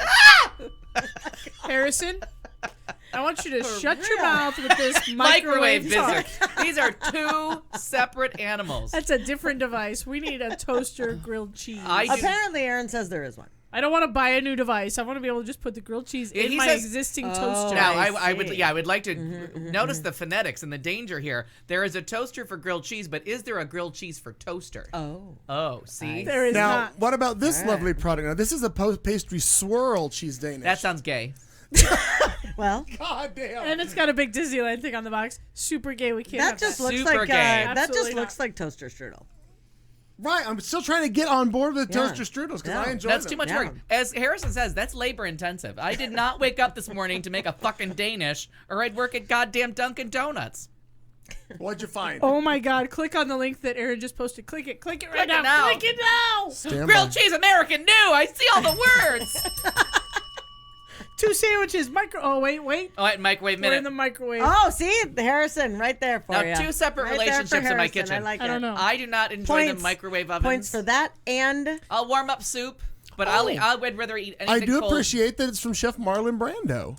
Yo, sure. Arlen J. Brando. Right, exactly. Michael Jackson Brando. Sure. The love child. J they had for together. junk food. Yeah, I Everything in the appreciate- microwave tastes funky, so I mostly eat cold food or I'll warm up a soup, but I don't like that device. But a toaster Agreed. is just heat. Less radiation, more electricity. Yeah. is what I Microwave say. food is always a bit suspicious. And I honestly, if you've been to my house, I eat cold everything. Like, I don't warm anything up. I just eat it. I love a cold burrito. I love a cold pizza. I love a cold Cold pasta. chicken, If it's cooked once, it was cooked enough for cold me. turkey. Hot Pocket Pop-Tart. Cold Wait a minute. Now pizza. we're getting into places. Oh, because then you could get the like pizza one. You could get the ham and cheese one. Yeah, that involves turning on the oven, though, and in the middle of summer, that's a No, but it's the risky hot proposition. pocket. It's the hot pocket for the toaster. Oh, anything in the toaster. Toaster. Or I'm in. I know I should get a toaster oven. I realize, but then I'll never leave the house. Whose turn is it for a story? it is mine. Are we ready? What's up? I don't care what you talk about. Just get us Use pop- past All this. right, fair enough. I was just waiting for. So fun, very fun. This I want to meet these people. Expert This is baker. Nope, Yeah. not these people. And the word expert baker never came up after my name before. Expert baker trolls Donald Trump with cakes that use his own words. It's bigly satisfying. Oh, are there pictures? There are. I don't have them. I did not send them, so I will. I'll look right quick. I told you I was going to get fired as technical director. It's I haven't done a damn Give me some keywords. HuffPost troll cakes. Thank you to everyone in the chat room for almost making me choke. So Be a rebel. Do whatever it says. Brooklyn Baker. A Brooklyn baker is the brainchild behind Troll Cakes, a new bakery detective agency that specializes in turning trolls' mean internet comments into delicious cakes. But it's the Tiny Hand Special, which was meant for Donald Trump, that's got our attention. It's a bigly satisfying deal that for only $30, you can get one of Trump's tweets or comments printed on a cake and sent straight to the White House. Below is an example of this that Clayton's finding. It is a cake. It's fantastic. It's the highest TV ratings since the World Trade Center came down, is what it has on it, and that was sent to the White House. It would be a tremendous, terrific mistake. This cake.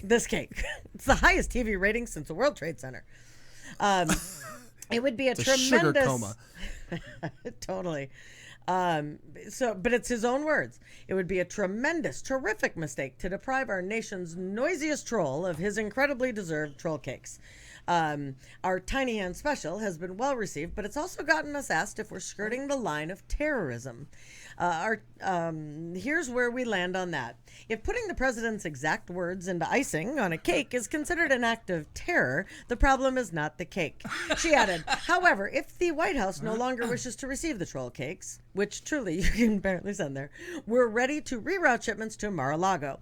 We are hopeful that the State Department will include troll cakes as a dining option in their next Mar-a-Lago ad. They might do better on their health report. They might. We'd also like to note that Trump's decision to incorporate a cake description into his account of recent Syrian missile strike, it was chocolate and the most beautiful. Oh, the most anyone's ever seen.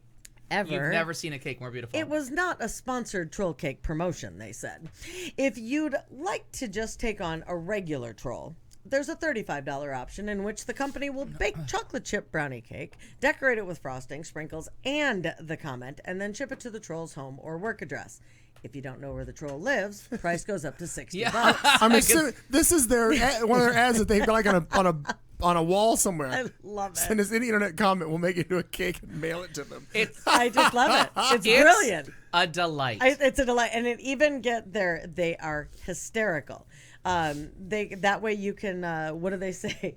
Eat it and weep, trolls. You know, that's like their big thing. It's better than the potato thing. I like it. That's good times. So the troll that really sparked the whole enterprise was on Dolly Parton's Facebook page, apparently. There was something simultaneously infuriating and hilarious about seeing somebody try to bully Dolly Parton. I mean, who would do that? And, is the goal to hurt Dolly's feelings? She's a 71-year-old millionaire who grew up in a one-room cabin and now wears sequin jumpsuits. A poorly spelled Facebook post isn't going to take the spring out of her step one bit. I don't know. Not even a little bit. But Atta girl. It says trolling anyone, especially Dolly Parton, is like aggressively giving the finger to a sunset or a panda or a bag of craisins. You're just letting everybody around you know that you're a grumpy idiot. Yeah. It's fun to maintain that idiocy, but then, flip the grumpy into something obnoxiously cheerful, like a surprise cake in the mail. Troll cake combines our deep interest in cake, catty comments, the mail, being nosy, and having a reason to speak like Julia Child. That's a Pop-Tart to me. That's a clear win. Putting all of those things together is fantastic. But they say, you call yourself a detective agency. We're a full-service operation. If you don't know the troll's home or work address, we'll track them down. That's fantastic. So I love these people. There's a whole lot there. Wow. If you can put if you have the link, I don't know if you do. I'm not in the chat room on this thing, so if you want to put that in there. Well, troll at the bottom of this, trollcakes.com. Just trollcakes.com. Is there. Just for this article, it's in the HuffPost, and just if you want to look up troll cakes, Okay, wait. it's just funny. If you can't read, and hang on a minute. This cake. Look at what this cake says. Sorry, you're such a hateful person, Beth. I love that it's like a little kid. I love that it's written in like ransom note letters. Right. And you find that typewriter, you've got your kidnapper. That's right. I'm going to cut out the letters. Oh my God. Beth. I do have to say though, fantastic. A few years ago, it was all the rage that you took a picture of someone and you made it like they could somehow get the picture be the icing on your cake. Okay. And for my friend Renee's 40th birthday, I have this picture of him, of he and I and his mom in like fake drag. Like we weren't really in drag. His brother just had a 70s party and everybody had to come in some kind of costume. So we just each threw on dresses, almost no makeup, and almost no. Almost not. We had mascara on. We're not farmers. So Poptart farmer. Poptart, yeah. So we had like cat eye glasses. We each had our own pair of cat eye glasses that I just had conveniently in my house, and two wigs that weren't really done right.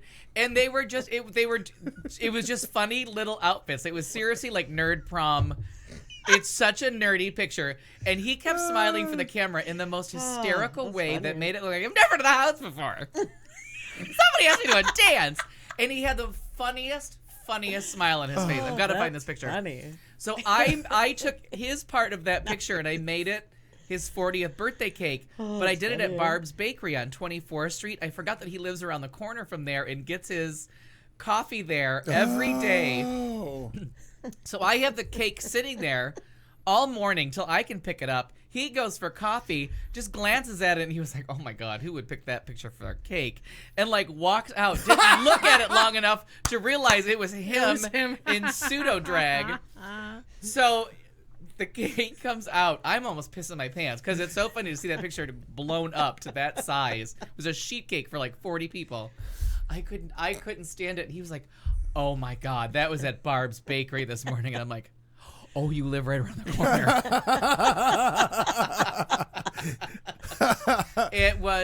It was priceless. But the picture, everybody was afraid. When you got to his face, you just didn't want to cut into his face because his expression was so priceless. She's 40. This was her first dance. Every time I find a corn nut, I'm just in love. Isn't that a happy surprise? We should do that more often. That's funny. I like it. Okay. What part of the show are we at? It's my story. I like it. What part is this, Daddy? A New York City man is on a mission to flush the Don't call him cremated Daddy. remains of his lifelong friend, a plumber, down ballpark toilets all around the country.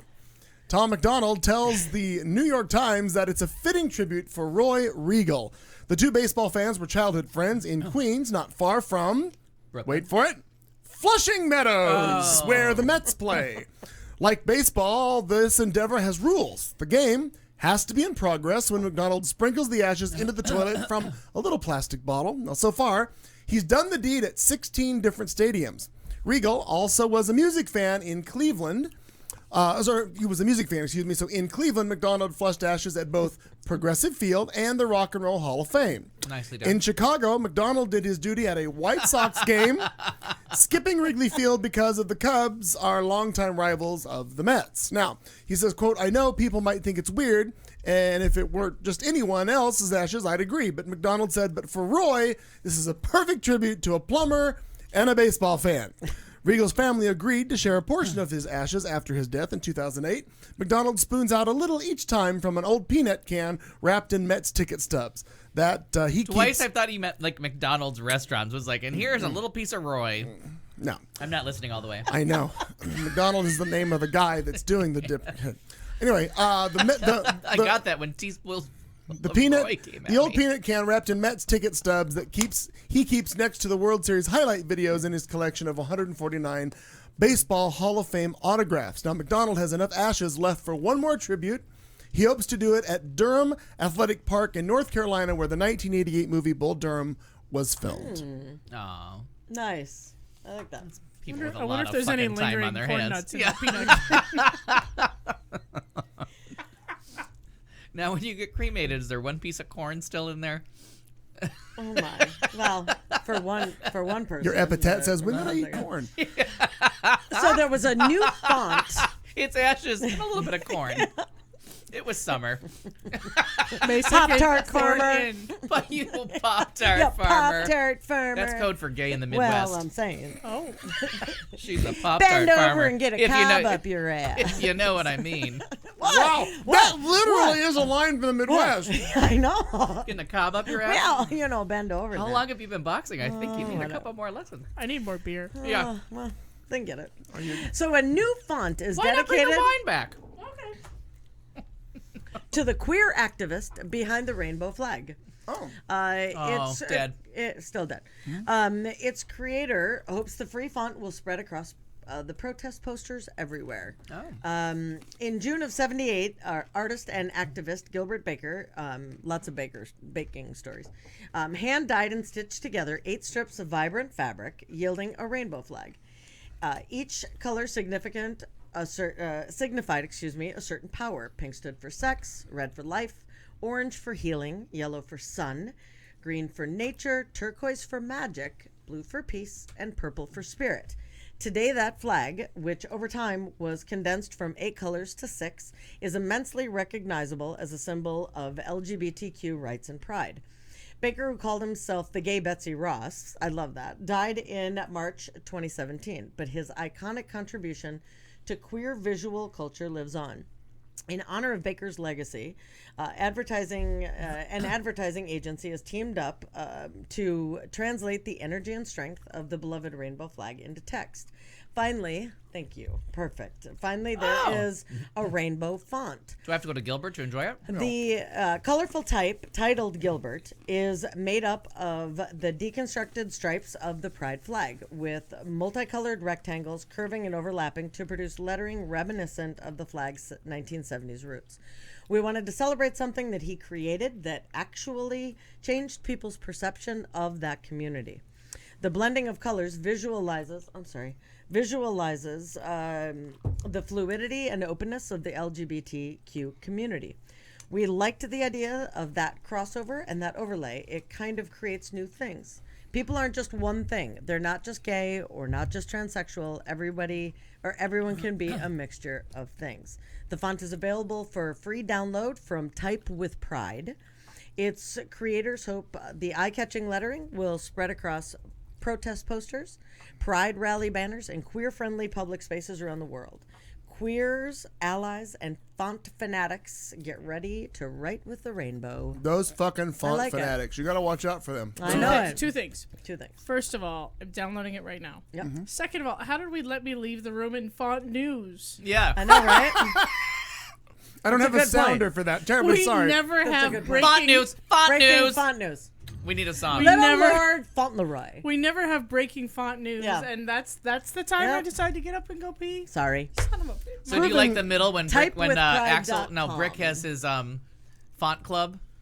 Yes. That's so funny.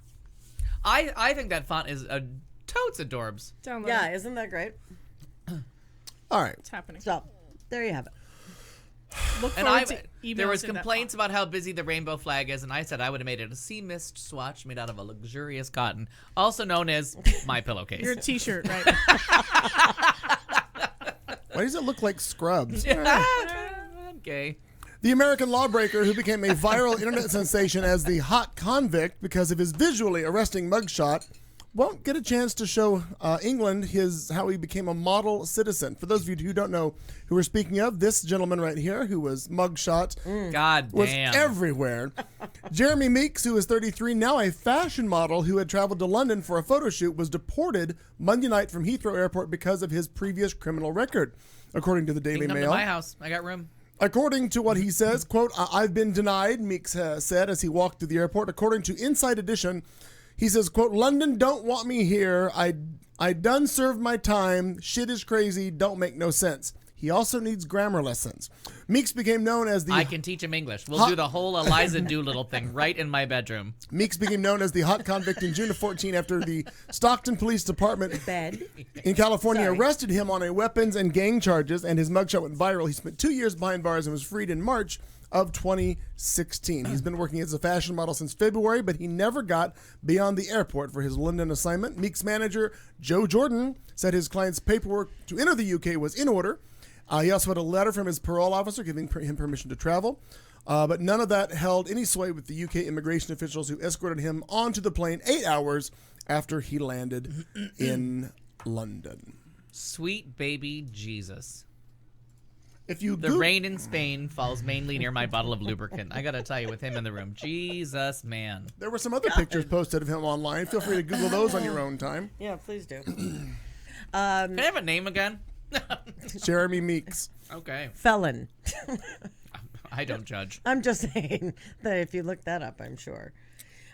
So this whole, what Kat was talking about earlier, how Fonts? people are kind of, how people are just becoming very interesting and, just Assholes.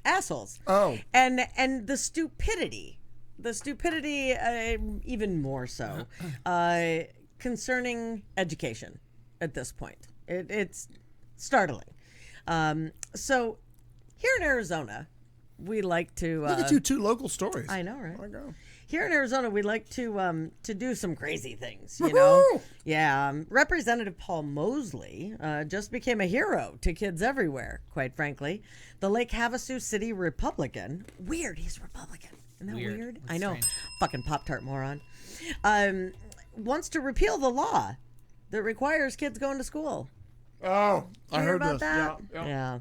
No. I mean, it's for real. Education used to be a privilege, he says. People used to believe getting an education was something you had to be privileged to get, that you had to work hard to get. Now we basically force it down everybody's throats. Yep. That's what makes us a democracy. Forcing education just isn't fair? Oh, the horror of trying to create an educated citizenry. I mean, for real. Forcing kids to actually learn something in the hope that they grow up and become able to earn a living, contribute to society, and maybe even pay a few taxes. Mosley, like most kids, thinks that is just too unfair, though for different reasons. Yeah, exactly. The number one thing I would like to repeal is the law on compulsory education, he told the paper. I believe education is still a privilege, and the kids who don't want to be there are a larger distraction to the kids who don't want to be there. We're telling kids that they have to go to school, and we put fences around the schools to protect them now. I always remember. And we give them a meal or two and sometimes send a backpack of food home with them. So now schools are not only tasked with educating our children, but also feeding our children. What happened to the personal responsibility of a parent to feed and educate their kids? Much better, I suppose, to let them stay at home ignorant and hungry, and so not our problem, right? Until someday when they are our problem. Can I please beat this man till he dies? No shit. Talk about absolutely. Yes, Crest does. Okay, Summer, you're cracking me up. Your story was fascinating, but the picture of that fucker in his teeth was really getting me through the minute. But if you're against public education, just go to Russia. Seriously, there are countries that are like all set for your way of thinking. Yeah. That's just ignorant and awful. And now we have to isn't that the parents to educate and feed? And if they, trying to repeal. That's why we pay fucking school taxes. Right. Oh, but I'm sure that they're completely against that. They probably are. That's true. They will be consistent with that fact. Sure. Isn't that amazing though? Bunch of fucking morons. Look at those teeth. Look at what I just sent you. Oh, good. Excuse me. Oh, good. Let me just get some lotion. Excuse me. Nope, not I'm that a kind of little show. concerned. Nope. No. I do like a soft There's tan. a 17-year-old in the room somewhere in Oklahoma. Just don't. It's legal in Oklahoma. I need to see that in writing Everything's somewhere. legal. Okay. Yeah, Oh. no. Good morning. Yes. Good morning, Draw on Bob. the photo and send a copy back. I don't think you want to know what I'm drawing with. Wow. Yeah, no. Good morning, Vietnam. All right, go ahead. Please continue. Wow. In French, it's pronounced whoa. Does Marty, that you- help? No. In English, it's pronounced no. Hold on. In our final headline story before we turn this over to Alfred, after receiving a report of a cat in a tree holding an assault rifle, the Newport, Oregon Police Department attended the scene after ascertaining. Before we read this, let's do this. So here's the cat in the tree. Oh, Oh, Pop-Tart. sweetheart. Looks like it's holding a gun. After ascertaining that the gun was actually a limb on the tree, they issued a verbal warning to the offending cat. And shot the shit out of it.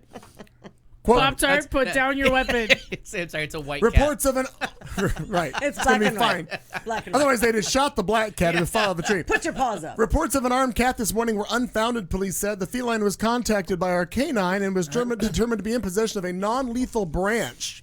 They issued. The officers ended the tongue-in-cheek post by stating that the cat had been apprehended and charged with several offenses. The cat was given a verbal warning for posing with what could be mistaken as an assault rifle while wearing poor camouflage attire. Yeah, poor. I judge your camouflage So poor. cute. Poorly. It's so cute. Poorly. Paws up, don't shoot. Well, there is that. Pause up, don't shoot. Wow. What? Okay. What? What? Alfie, we good for you? Sure, why we go. not? Entertainment! Also known as well, the Tony nominations were announced today. Not a lot of Very surprises, but a couple of them. We have some news about the Hello Dolly reviews. Some snarky people on the interwebs. For Miss Medler? Susan Sarandon and Deborah Messing are in on a Twitter war that I'm going to go home and be a part of in just a moment. Oh, stand by. Carol Burnett comes back to TV. Oh. And then there's I don't know why I picked that one. Oh. So we'll start with this. So Designated Survivor. We're kind of going to read this as we go. Kind of started off big, but it's this weird show. It's got Kiefer Sutherland, and even though I get what people don't like about 24, and I don't like it for the same reasons, those people went on to make Homeland, which I really liked, and I've started to realize like how the rest of the world, like the SNL made the joke a long time ago about white people liking Homeland and the rest of the world being like, you're a little off. Okay, right. So, the reason that there's just all this weirdness with this what's it called? Designated Survivor. Well, they're going on to their 4th showrunner in less than a year. So if you're watching the show, like, and you're wondering, like, why does it seem like it's a new show every 3 weeks? Because it kind of is. Okay. They keep changing it up. I thought you meant this show. Yeah, well, that too. Our showrunner's been hidden for a while. Free the pussy. In the chat room. Free it. We all demand justice for the cat. So if I watched the first episode of this show and I just thought, well, how far is that gonna go? Yeah, and then I watched the second episode and I'm like, well, that far. Now we're done. Yeah. Like they blew everything up. There was one person alive, but suddenly he had all these people ready Right. to be a cabinet. And Right. I don't know who Kiefer Sutherland attracts, but he seems to get people that have a real strange agenda. But 24 really kept that thing alive that if we just tortured people more, we'd get more information. It turned into almost weekly a pro-torture message. I don't know what it was about 24 that, oh my God, if we just had someone like Jack Bauer, we would solve all crime because he like tortured and shot people. And it just because he was willing to go to that length and they could turn their it head just and got not this look. ick factor that was just. And then it went to Homeland. I'm not like gonna I said, lie, I watched it every week. I bought into Homeland hook, line, and sinker, and now Homeland made a couple of like odd choices, and so that's on my list of shows that ended. That it's like you can call that a day now. Like Homeland's on that list of shows that you can just say that was a pretty good ending. Okay. You ended on a high note. Everybody walk away. Hands in the air. Pause in the air. Don't shoot. Pause up. Don't shoot. It's just time. Sleepy Pause Hollow. Up, You're about a year late to this, but give it up. Okay. I think I said this last week. Yeah. Sleepy Yeah, Hollow, did. that's a hate watch. Like, if you make it to season 4, I am sorry. We did not endorse any of that shit when we signed up for the cuteness that was season 1. But I'm worried about the real O'Neills, and I check that almost every day because I don't think it's going to come back. I follow him on the Twitter and also Marsha Plimpton. Yeah. Is that right? Marsha Martha Plimpton. And I'm waiting for Depends it. on how your lisp goes. I'm waiting for it too because I want them to come back. I do want them to come back because they really fixed a lot of the problems with that show, and it was really starting to fire. But the guy that plays Martha Plimpton's fiance now is on Veep. And I'm like, oh, that's a much better use of him on Veep. Like, okay. But the other person that was on Veep, and it's just clearly just a one-off, was Stephen Fry. And there's a show on CBS that I've been ignoring all season because it just looks stupid called The Great Indoors. I watched it yesterday on closed captioning and was laughing out loud at a closed caption show. But granted, Stephen Fry had a big part in it, and I think he's just a supporting character. But the storyline was about him. Good. And then Jane Leaves from Frasier and Hot in Cleveland had a fairly big role as his new wife. That was very funny. And Stephen Fry is so funny it translates to closed caption. Like people must have thought I was stupid because I was like literally laughing out loud, laughing at a brisk walk. So we're all curious to see how it goes with the real McNeils, real O'Neills, the real O'Neills. Those people too, same Poptart. fucking Irish people. And if you're not watching Blackish, it's time to just I still haven't jumped on start. Yeah. Not only is that show developed very good characters, so great, so good, but the fact that the grandmother is hitting on her son-in-law removed one time and all the funny business with that, but the fact that the one twin is evil, that they all Diane. acknowledge that there's something wrong with Diane, and just how they address Oh my that, and the God, fact that so they don't funny, like yeah. the older son. And they're setting up because the oldest daughter is leaving for a spin-off. She's going to do her own version of A Different World. Mm-hmm. She's already got the spin-off, and they're slowly trying to ease her out of the cast with some really clever stuff. But it's a funny show. And Jennifer, I think her name is Jennifer. Zoe. No, the grandmother. Oh yeah. Oh my God, she used to be a backup singer for Bette Midler. Oh. And she was one of the original Harlettes, or she was through most of the 70s. She is a funny lady. Funny show, really hitting its stride. As Modern Family is limping its way to the finish line, Blackish is taking up all the slack. And just the fact that they keep those characters going, with the fact they have an Which evil... makes a lot of sense because this is the 3rd season. Yeah, the 3rd season. And just the fact how many jokes they get out of how evil that girl is hysterical. That she's a 7-year-old girl. And they're like, we can agree on one thing. Yeah. Diane can't go anywhere near the new babies. Oh, yeah, yeah. So the She's a good his little mom actress. is Jennifer Lewis. Jennifer Lewis. And she is a treat on every single episode. How much she hates her daughter-in-law is hysterical. And the fact that she constantly cuts her hair. Mm-hmm. And everybody's like, is your hair shorter? Because that's what she does when she sleeps to make her think she's crazy. She cuts her hair a little bit. Just fucking funny. Just the jokes they get going on that show. But there's a little bit of thought involved. Like, it's a little bit about race relations. It's a little bit about a lot of stuff. But mostly they're pulling off a really funny sitcom. So kudos to them for getting that done. Carol Burnett's coming back to television. I'm excited about that. What's happening there? Amy Poehler produced Household Name, produced by Amy Poehler. Plays an eccentric aging movie star who arranged to continue living in her old mansion even though the home's new owners, a young family, have already moved in. Poehler will eventually play her daughter. She's actually looking forward to locking eyeballs with Amy, and they're obviously friends. Oh God, there's a couple other people involved in this. This article doesn't include the rest of the staff, but it's got a great pedigree besides Amy Poehler going in. What's the show? It's called Household Name. Household Name. And there's a couple other things to sell it besides Amy Poehler. I feel like they signed on cast a couple weeks ago. Carol Burnett was kind of up in the air as to whether she was really going to stick to it. Did she just film the pilot, or was she going to try and do a full season? Yeah. That's not a story. Good night, Summer and Danielle. Thank Thanks for you, joining guys. us. Thank you for joining us. See you next Tuesday. A couple of movies to avoid, but read the book. The Light Between Oceans is one of the most beautiful books I have ever read. Very heart-wrenching, really a little manipulative. I'm not gonna take away from that. It's about a couple after World War I that fall in love, and the wife moves with her husband to guard the lighthouse, to man the lighthouse on this remote island off the coast of Australia. Suffers a series of miscarriages. A boat with a baby washes up on shore a couple days later, and Is it Moses? it's Moses. It's true. There were reeds. That's I good. win. That's good work. That's good work. I yeah. really thought it was a very good book, and this is with a great cast is a really, really boring movie. I was like, wow, Okay. did you lose all sight of what was going to make that interesting? Okay. And there's another movie called American Pastoral, based on a really interesting book, and I think it won the Pulitzer Prize in the late 90s, about a family in the 60s raising their daughter. He's a World War II, not a hero. He was like a high school athlete that comes home from the war, marries the local beauty. They have a daughter. They seem to have this charmed life in New Jersey, in the countryside. And the daughter turns into a rebel and gets involved with the Weather Underground. So it mixes in some real facts from back then and some real political movements.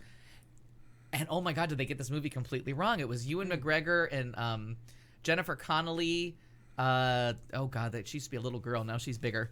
Everybody. Well, That happens. Oh, she was in a Gender. movie with Denzel Washington where she was really good. Her sister's an actress too, and I cannot think of her name. Fanning. Blonde. Yeah, Dakota Fanning. Dakota and Fanning the is other, and then older actress, and Dakota Fanning Elle is Fanning is the other one. the sister, right? Dakota, she's the only good part about this movie. But oh She's my an amazing actress. God! So these are two books that I really enjoyed in the last like 15 years, made into movies that I had on my list from Netflix to be mailed to my home. Each one more disappointing than the last. And I have to tell you, American Pastoral was like a 0 stars movie. Like, that was some dumb shit. And I'm like, how can you take a Pulitzer Prize winning book and make it into book is better. that thing?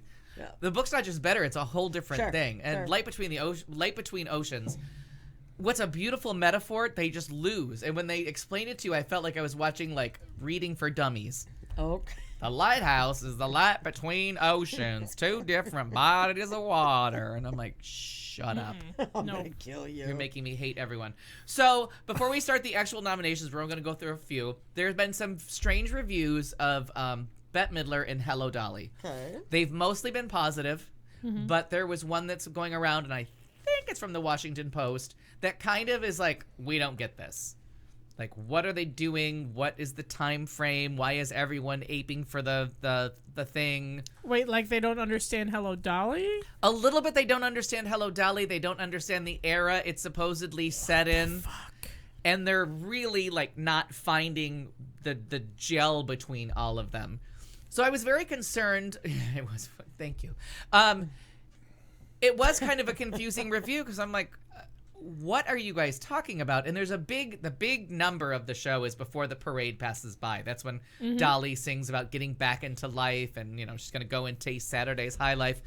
And I think the problem is that this reviewer and people that are saying this stuff about the show are comparing Bette Midler's Hello Dolly to Barbra Streisand's Hello Dolly, which leads to a lot of problems. First off, Barbra Streisand was 24 years old, pretty much the peak of her powers, and sings the living shit out of that show. There is no getting around it. She is completely miscast. She's the wrong age. She looks uncomfortable, but god damn it, you turn on that record, and that shit is impeccable. That Before the Parade Passes By, it gives you goosebumps. It's so fucking good.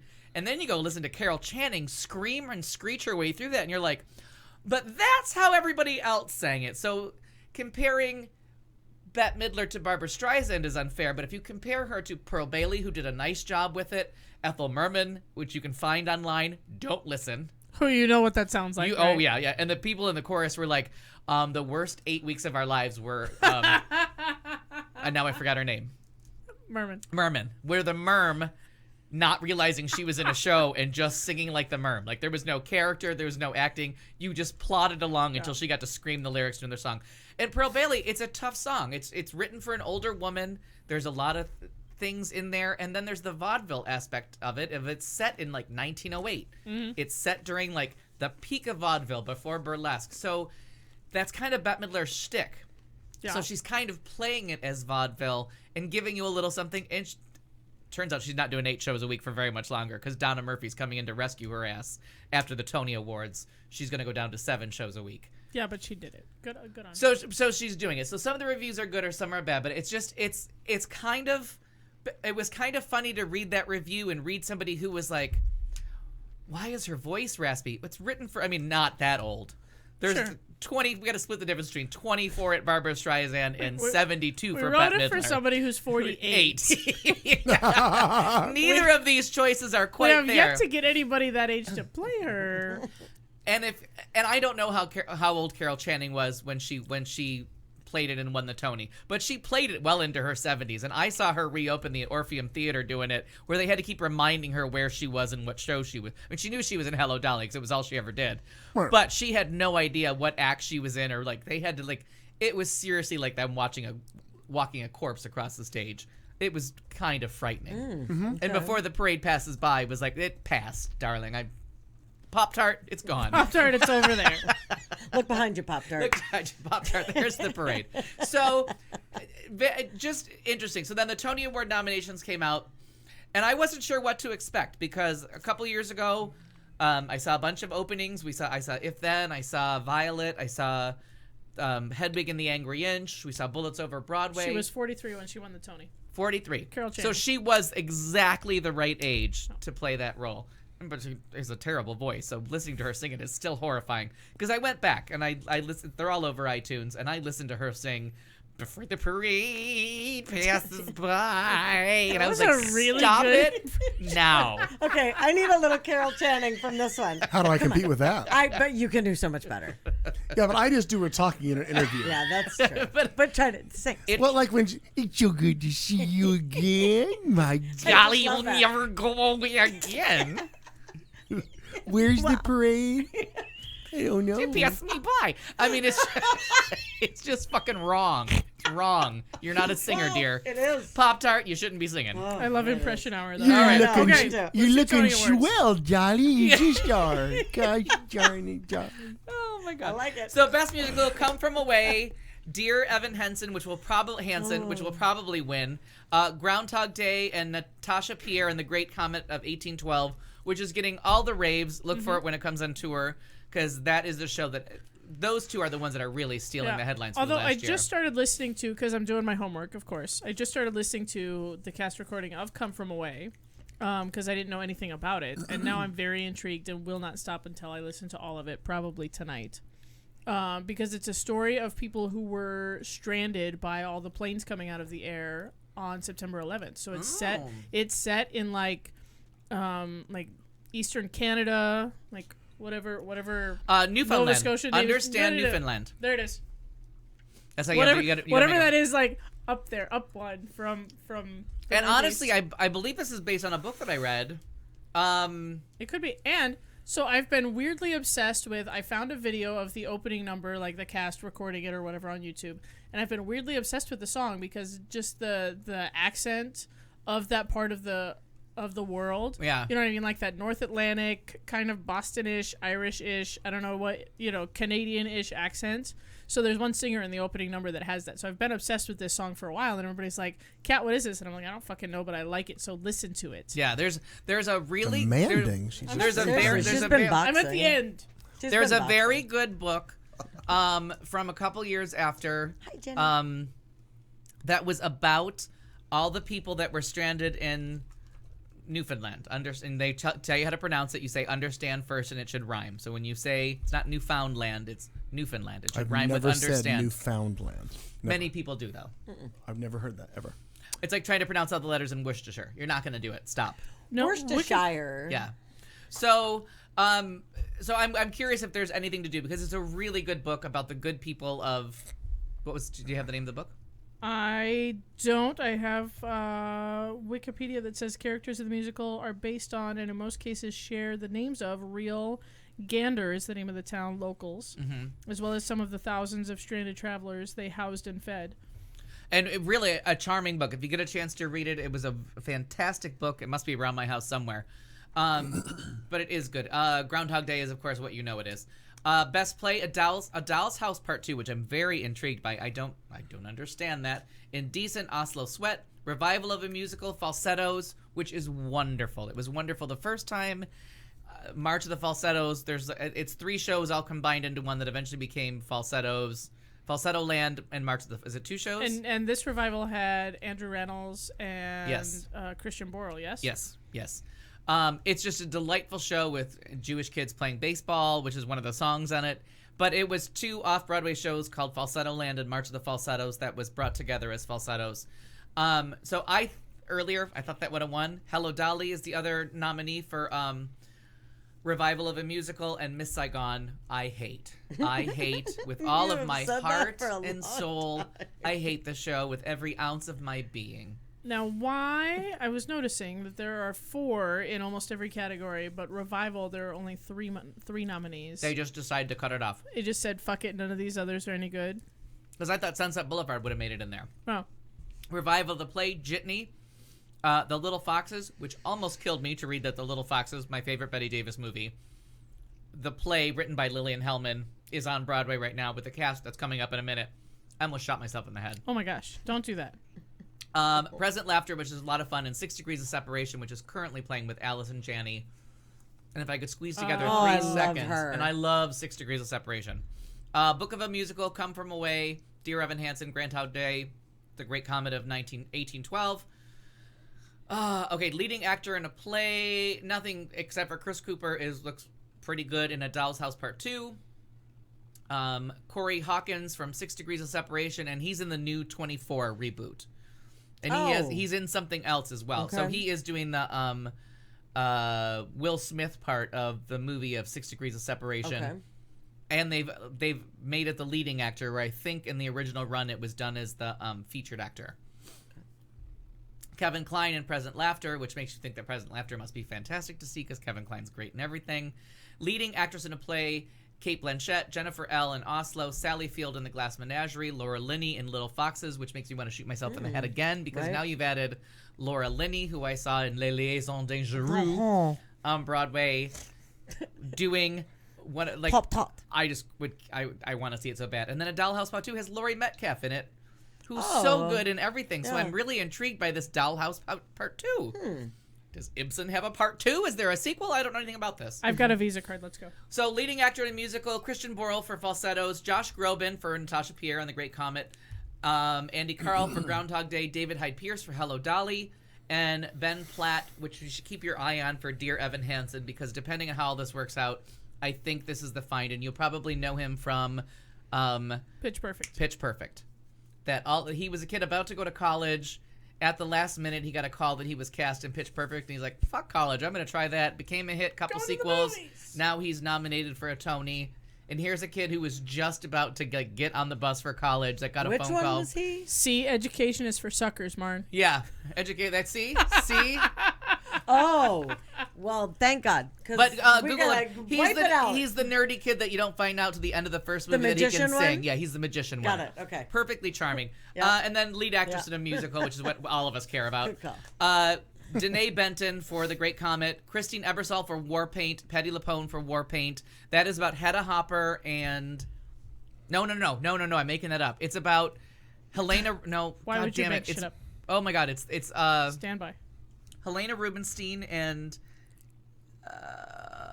it's the makeup ladies. Standing by. Eve Arden, not Eve Arden. I know, and Wiki, that's there what it I'm is, thinking Wiki. too, and that's not right. Red. Yeah.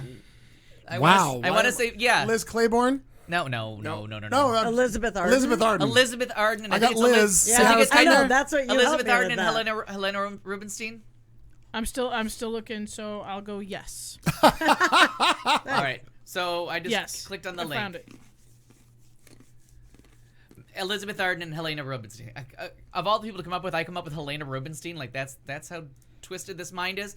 So, anyways, it's Been getting very Jewy lately. The gays are really, very nice. The gays are going nuts just over the lost show, you. but I'm We not a just big lost the fan gist. of. I love me some. Don't get me wrong. I love me some Christine Ebersol. I loved Grey Gardens. I saw her in something. Guess Who's Coming to Dinner or some shit. Funny lady. Bette Midler for Hello Dolly, and then Ava Noblezada for Miss Saigon. But again, Miss Saigon has won all the awards it needs to win, and they can all just stop with that. Some Richard Thomas from the Waltons Yeah. is nominated for The Little Foxes. Again, one more reason. Nathan Lane for The Front Page. Allison Janney is nominated for Best Actress God, for I 6 love Degrees her. of Separation. I know. Kate. Oh, I already said that. Oh, but I missed her name. They don't have her name on this list. That's really weird. But she's nominated. That's really weird. That's not on this list. Cynthia Nixon is in The Little Foxes. It's killing me. But Andrew Reynolds is nominated for Falsettos. And Gavin Creel, who I have such a crush on for so long. So long I've been in love with this guy. I saw him in Thoroughly Modern Millie many years ago, and he's the cutest thing on fucking feet. And that when fucking Matt Moratzka talked me out of seeing Hair and made me go see... I got in trouble for something. 'cause Everyone did. I thought Jeremy Jordan was the hottest, best, most... Oh, but before there was Jeremy Jordan, there was Gavin Creel. But before... Oh, when Hair was back on Broadway... after some consultation with Matt Moratzka, he talked me into seeing 9 to 5 the musical because it had Stephanie J. Block, it had Allison Janney, it had Megan Hilty, and it had a little cutie from So You Think You Can Dance from Buffalo, and it sucked ass. When I could have been seeing Gavin Creel in Hair, which I love. But the musical of 9 to 5 was terrible. Terrible. I can't imagine. It was terrible. I bet. And it was really sad. The only good part was that Megan Hilty really does a good Dolly Parton, and there was the 11 o'clock number was Alice Megan and Janney. Hilty does a good everything. Yeah. Alice and Janney had a big 11 o'clock number that was quite stirring, and I'm like, well, she can sing too at 9 feet tall. But Not a girl. there you go. So good luck and God bless. And if you're in New York and you get to see 6 Degrees of Separation, please rub it in my nose or the Little Foxes, but especially 6 Degrees of Separation. I love that movie. Love that movie. So there we go. When are you going to New York again? Not for a while. I just don't want to chew those I've in. just got too much else going on. New York's on the menu for back on the palette next year. All right. I'm sad to say. And the tickets for Hello Dolly and Dear Evan Hansen have been hundreds and hundreds of dollars. They went to Hamilton pricing even before, but Evan Hansen was kind of a hit out of the box. Like everyone knew that was going to be big. Yeah. And it really went over well. But Hello Dolly was impossible to get the minute they announced it. And read some reviews. I mean, read some reviews of Hello Dolly, see what you think. They've been mainly positive, but there's been some real scorched earth reviews, and I was like, wow, that's rough. Big time. Jason, Covert, his mom and wife, because they got married. That just happened a little bit ago. They're going December. I feel like New Year's Eve. To see which? Hello Dolly. Oh, They got it. So that's exciting. for New Year's Eve? Uh-huh. I doubt she'll last that long. I really do. Okay. Like I said last week when we were supposed to talk about the reviews last week, and they had already put on IBDB, the Internet Broadway database, that Donna Murphy was taking over at least one show a week. But they do that with Evita. Yeah. We just saw An American in Paris. There's some shows you just can't do 8 days a week. Sure. Glenn Close is doing all 8 days, but in a limited run, and they don't think that Hello Dolly is going to be a limited run. Okay. Because they can keep filling in actress after actress after actress. Oh, sure. Like they did in the 60s where they brought out the Merm. Every time they thought that show would close, then the Merm came out. Then Pearl Bailey came out. But they just I love kept... that she's the Merm. But if you look at the list of actresses that took over that role, if you were alive in the 60s paying like $17 for the theater, those were all names that you're like, of course I want to see this. Like, I don't care what Ethel Merman does. It's Ethel Merman. She's alive. She's on the boards, right. and they're gonna turn the mic off because that bitch is way too loud. Super loud. She was never mic'd, by the way, Louder on stage. than you. Have to. They could hear in the rafters. Yeah, if that's possible. Yeah, she really was. She was almost never mic'd. Thank Jesus. She'd have blown the speakers out of that primitive sound system. Yeah. Oh. So Aaron said, did you notice the name of the president in the radio montage in the beginning of 9 to 5? And it was Bartlett from... Jeb Bartlett? Jeb Bartlett. Oh, I love Jeb Bartlett. Which I didn't. And my problem with 9 to 5 was you're either setting a musical in 1980 or you're making fun of 1980, but you can't have both. Like, no one in the movie 9 to 5 thinks that the copy machine is ridiculously sized. It's just too much to handle. Right. No one's making fun of a copier the size of a room.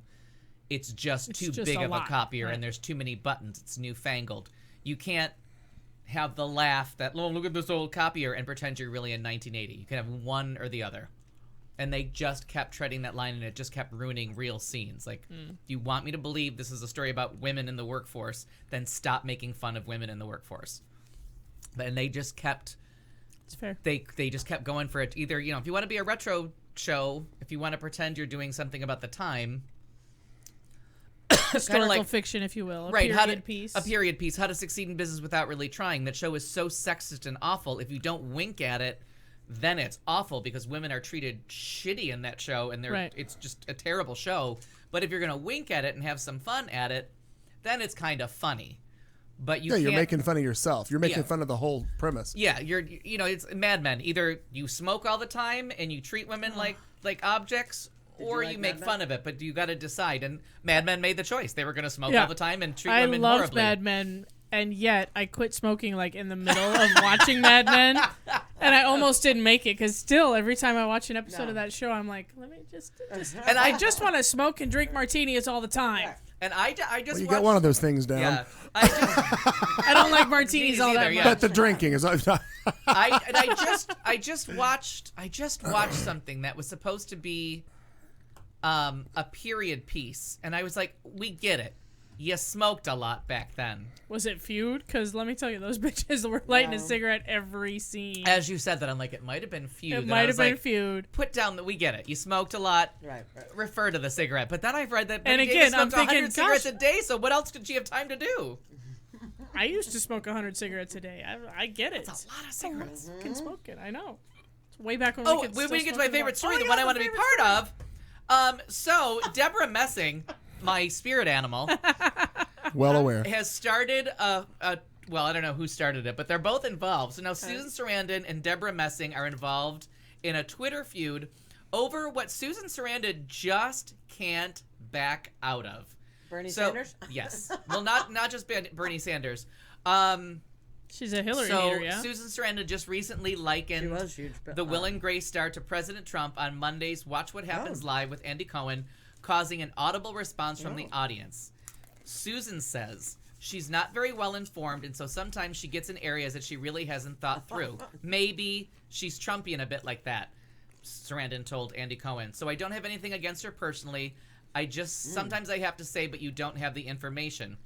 The stars have been exchanging barbs over social media since last year's presidential campaign, when I jumped on this ticket, because me and Susan Sarandon aren't friends anymore, when Messing criticized Susan Sarandon, as Al did, parenthetically, for suggesting on Real Time with Bill Maher, Trump's presidency would be better for the country than Hillary, because it would cause an abrupt shift. And I don't care what she tries to backpedal and say, she said that shit on Bill Maher, and it turns out she tweeted it too. Sarandon later clarified that she would never support Trump, was quick on the defense. Right, but you said it, bitch. Yeah. And you actually said it out loud, and she went through the list of the things that she told Hillary not to do, but she did it anyways. Who are you? Right. Who the fuck are you that Hillary has to listen to your advice? Like that you got Hillary's ears? Is there something you want to tell us, that you and Hillary were besties and now you broke up? It was just really shitty. So if you read the exchange... But it's the fact that Susan Sarandon is not going to get away from that anytime soon, that she went on TV, and it turns out on Twitter too, to say that Trump would be a better candidate, better for the country than Hillary. And I'm like, not letting you off the hook anytime soon. You make lovely movies. I enjoy your career. Sometimes your politics are a little wackadoo, and this time you went off the reservation. Yeah. And we're going to call you on the carpet. Like... Yep. You went too far, Susie. Yeah, you went too far. We get it. You had a hard-on for Bernie. Sit down, Thelma. Some people like old men with white hair. God bless you. You went for it. Right. Fuck off, Susan. Yeah, fuck off, Susan. But I have to say, and What's your name, sweetheart? Susan. Fuck off, Susan. Fuck off, Susan. But one more reason to like Deborah Messing is that if I had Twitter last year, I'd be in on this too, because I was watching Bill Maher when she said it, and I'm like, burn in hell, lady. Like, nah. And she did. She got some votes for those dumbasses that were running as third-party candidates. Sure. Not the one we needed them to vote for in Utah, but the other two. Right. The pot smoker and whatever that dumbass's name was. Jill Stein. Oh, my God. Jill Stein. She had an album. I want to vaccinate her against stupid. Yeah. No, I want to vaccinate her in her ass. Just going to take out. Wow. Right here. So that's it. So I can't wait to go home and engage both Susan Sarandon and Deborah Messing on Twitter. I hope they retweet your hateful tweet. Or maybe they send you a cake. Oh, a girl can dream. Oh! Girl can dream, can't she? Marnie just kicked. The audio only, that noise means Marnie kicked. So I'm in utero? What the? I'm assuming... In my utero. Oh, wow. Before we get to two things... Sure. It's the transition between entertainment and two things. I think we're at a point where we can discuss this. Oh, new music. I think we have to talk about Shittown. Oh my God!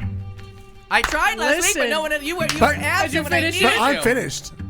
I'm finished. We're done. I'm done. Are you listening? Did you listen? Are you gonna listen? No, I'm dealing with sewer stuff. I'll listen later. I'm in shit. She's in a different shit town. I live in shit town. The judges are going to allow that. Thank you. You get your own shit town exemption. S-Town was a podcast, or is a podcast you can listen to in its entirety. It's 7 episodes. I want more because I'm not done with this story. But it was an interesting arc. But it was done with you. It's an interesting arc of what in the hell can go on in a small town, a small county, Bibb County, with a cast of characters that huh? Yeah. At first of all, you're like, I knew all these people. Like I basically, for sure, yeah. Like nothing was. And even when they I started, never knew a one of them. but when they started, like his representation of where these voices came from, and when I heard them come in, I'm like, oh, I know that guy. I'm like, it didn't really startle me, and I was laughing in my head about how he was startled by this. He thought he was being punked. Well, because it's a very and that's the funny thing. Jeff Foxworthy in like the 90s did this whole thing about how that Southern accent just sounds stupid to some people. You know what I mean? And so. Like I kind of love it. I feel like very home. I never lived in the South, but I feel like very homey with that accent. I feel like I know who we're talking about. And, but now you have to read a Confederacy of Dunces because this person is alive. Well, neither. Yeah. That person was alive. The person, Confederacy of Dunces is not alive. But yeah, I can even fall into that accent if I have to. But if you like being from, Buffalo, New York, or Niagara Falls, you know what I mean. Yeah. Like I can't imagine you've encountered a whole lot of the South and that. And I knew the South through North Carolina and that lovely genteel. Right. So I can see how just the accent alone was like really jarring to Alan. Like, what the fuck? Oh, but I mean, you've seen those people on. It wasn't that. It was the mixing of his. When you mixed his ADD, his uncontrolled. Oh yeah. I can't stay on one topic. I love it. Yeah. With the Southern accent, the rambling, and then forever. the physical descriptions of him. Overalls, we're out when we say overalls, and like the fact that he dirty hankies on the floor, like just there was so many physical descriptions that went with he made some good points. Hitler had some good ideas. Anyways, I don't want to go what's her face on you, but no. Shots. What's her name? Marge Shots. But it was just it was so odd to me to get ADD mixed with intelligent and clearly well read with that rambling accent. I was in love with him from the first 10 minutes of his rambling. Oh, I agree. I was in love with John B. I totally agree with that. I was on board, and every little person that came in behind him, I'm like, okay, you're less of a person than this guy, because this guy, his ADD, and he was all over the place with everything, but wow, he knew a lot of shit. Yeah. Knew a lot of shit. Now, I haven't fact-checked all of it, and I'm not exactly sure, but I'm pretty sure, based on what he did and what his world was, he knew everything. He read incessantly about shit. Oh, and you would have to come up with half those words. Like, that takes more than a word of the day toilet paper. And even with that dialect, the words still fell out of his mouth eloquently as far as, and he's talking about chemicals and things and happenings that I have no idea how to pronounce them. Yeah. But it was interesting. But I did, and what caught me initially, the very beginning of that podcast, when he talks about when the narrator talks about, this is the song called Old Clocks from the series. Oh, and I know, and Nat was like, I love the music. I'm like, how can you even focus on the music? Well, I did too. I totally did. Well, all this crazy is going on around you. Daniel Hart is the guy who produced all the music from it. You can buy the entire album online. You can buy it all. And it's called Music from S-Town by Daniel Hart. When they started the whole thing, my intrigue peaked when he was talking about the marks. Like if you work on something that somebody else has worked on, you see the little telltale signs that somebody's touched it before, and you can see what they did right or wrong based on your own knowledge base of what's going on. That was initially what intrigued me, because I'm like, oh, we're gonna solve this entire fucking thing because the clock thing, figuring out so good. who worked on a clock and who did what, and it was just fascinating to me, all the hoops that we went through, like all of it was just. It was crazy. Some of it, because he had such ADD and the diarrhea of the mouth, or what's the pyorrhea? No, that's fire. That'd be fire. Anyways, no, but there's pyorrhea was the. It starts with an L. It means diarrhea of the mouth. But anyways, whatever he's suffering from, like, you don't believe most of what he says because you're looking for loquacious. Kind of. Yeah. I loved her on. No, okay. But it just seemed unbelievable. It just seemed like somebody that was talking too much about absolutely nothing. Like, you know what I mean? Just, I'm gonna dazzle you with $20 words. See, and I felt like he could live with bullshit. But then every I felt episode, like he could live next to my grandparents in Idaho. Like, I felt like I met this guy. But then he kept backing it up. Like, he did seem to know what he was doing. But I got to tell you, the minute that dime went in and turned into gold, I was like, danger, danger, danger. I was right. As soon as the dime went in that and they stood there. And they gold-plated it. Yeah. And they gold-plated it, I'm like, mental illness.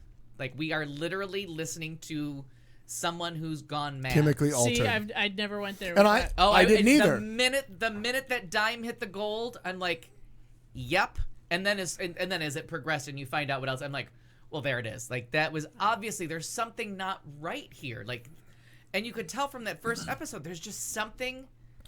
It might have fired a couple years ago, but it's not firing anymore. Like, there's like that whole story of a murder and these people, and like, it wasn't about clocks. It wasn't about the murder. It wasn't about this guy. It wasn't about his mother. It was about 19 things at the same time that you're like, that's batshit crazy. Like, you can like him or not like him, but that was not a normal phone call you receive and decide, let's go to Alabama. Or where is that? Yeah.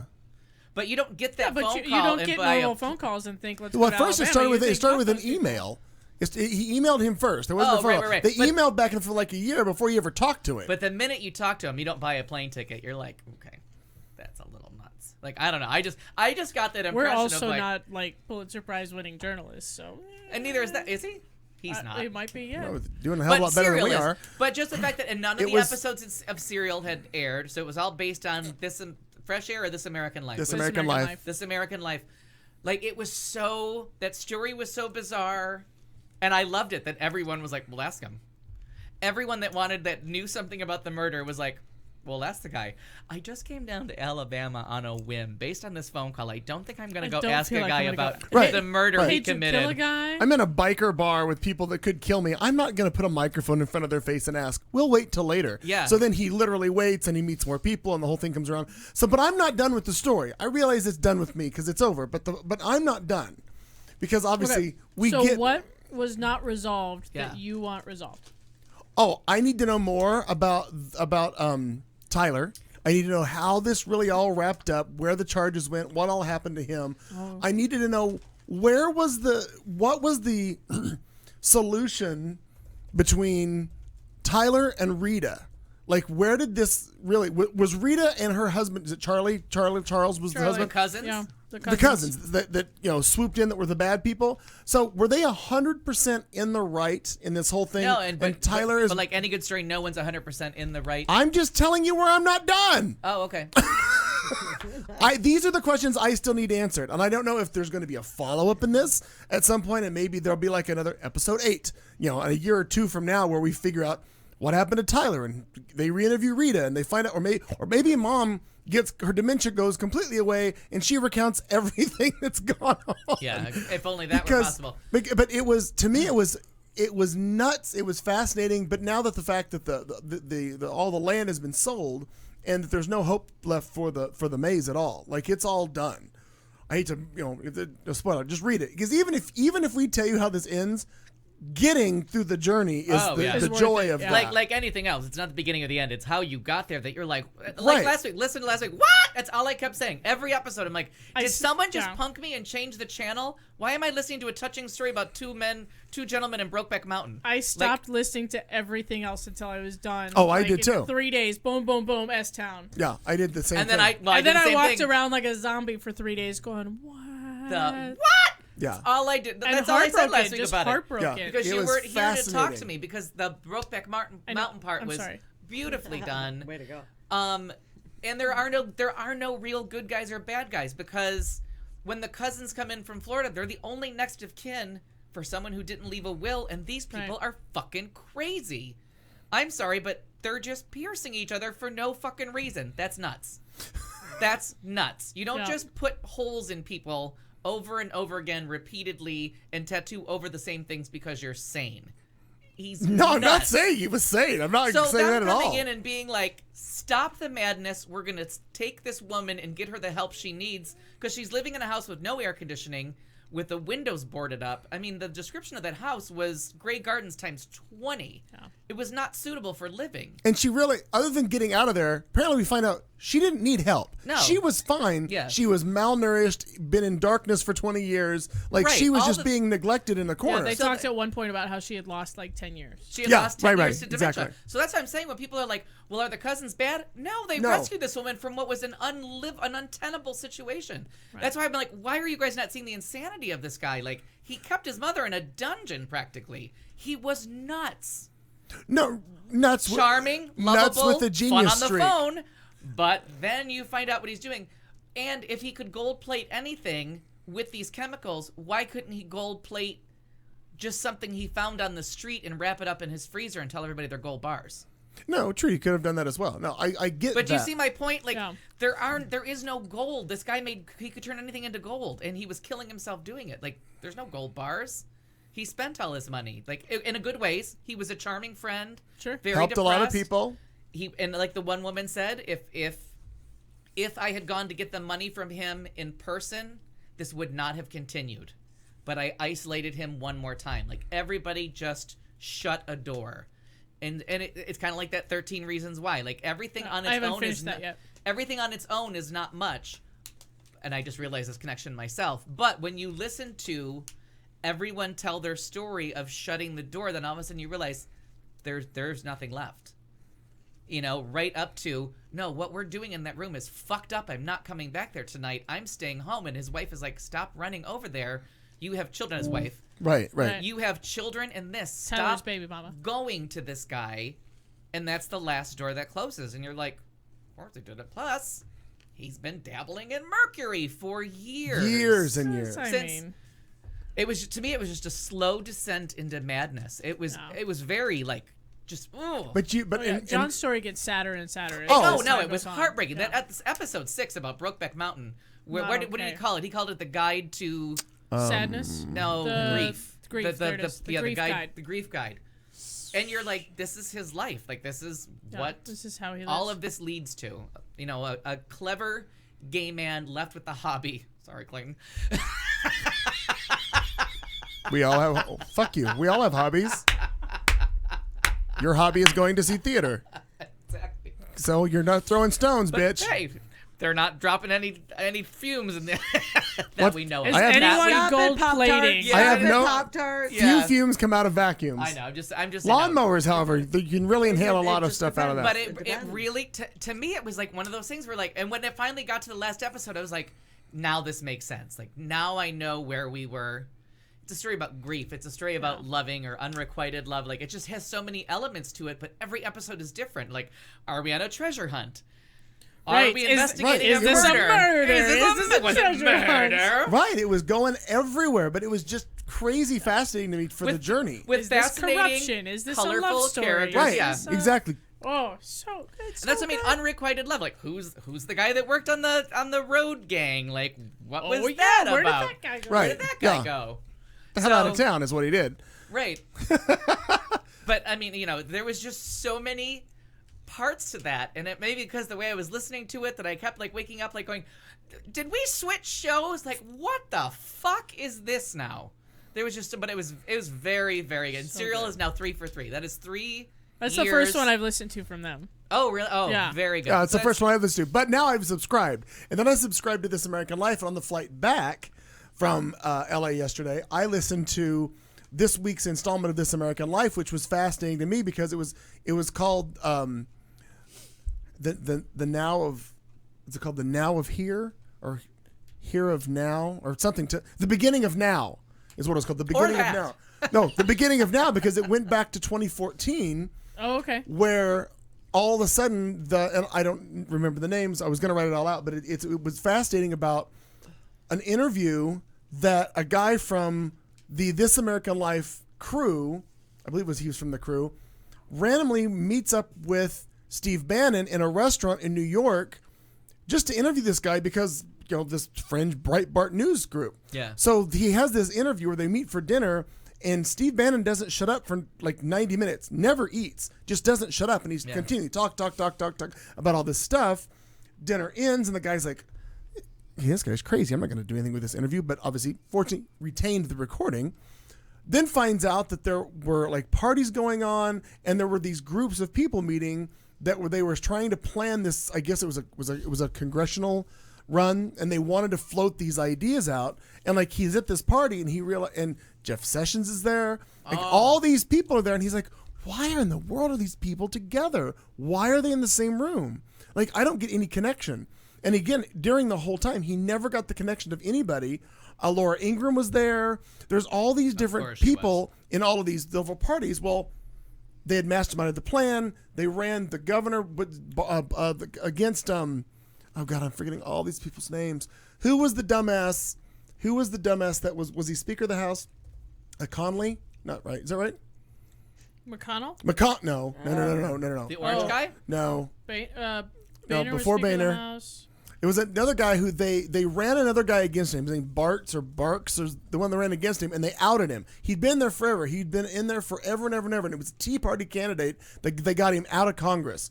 And it was the first time they'd unseated a Republican in forever and ever and ever. He wasn't the Speaker of the House. You mean Or not Speaker. It just happened. No, You mean it happened in 14. Yeah. He means the guy that was next in line to be he was the As soon as you say I thought it was Conley, but I'm not right. You're close. Gunderson? No. But they And it was a real shock because he got primaried out and he was going to Aaron run Schock? No, he was going to run for president. He's a big But they got him out, and the whole thing was amnesty. You don't want him because he's the one who's going to let all the immigrants stay. So that was like their spin on this whole thing, and they figured out, well, that worked.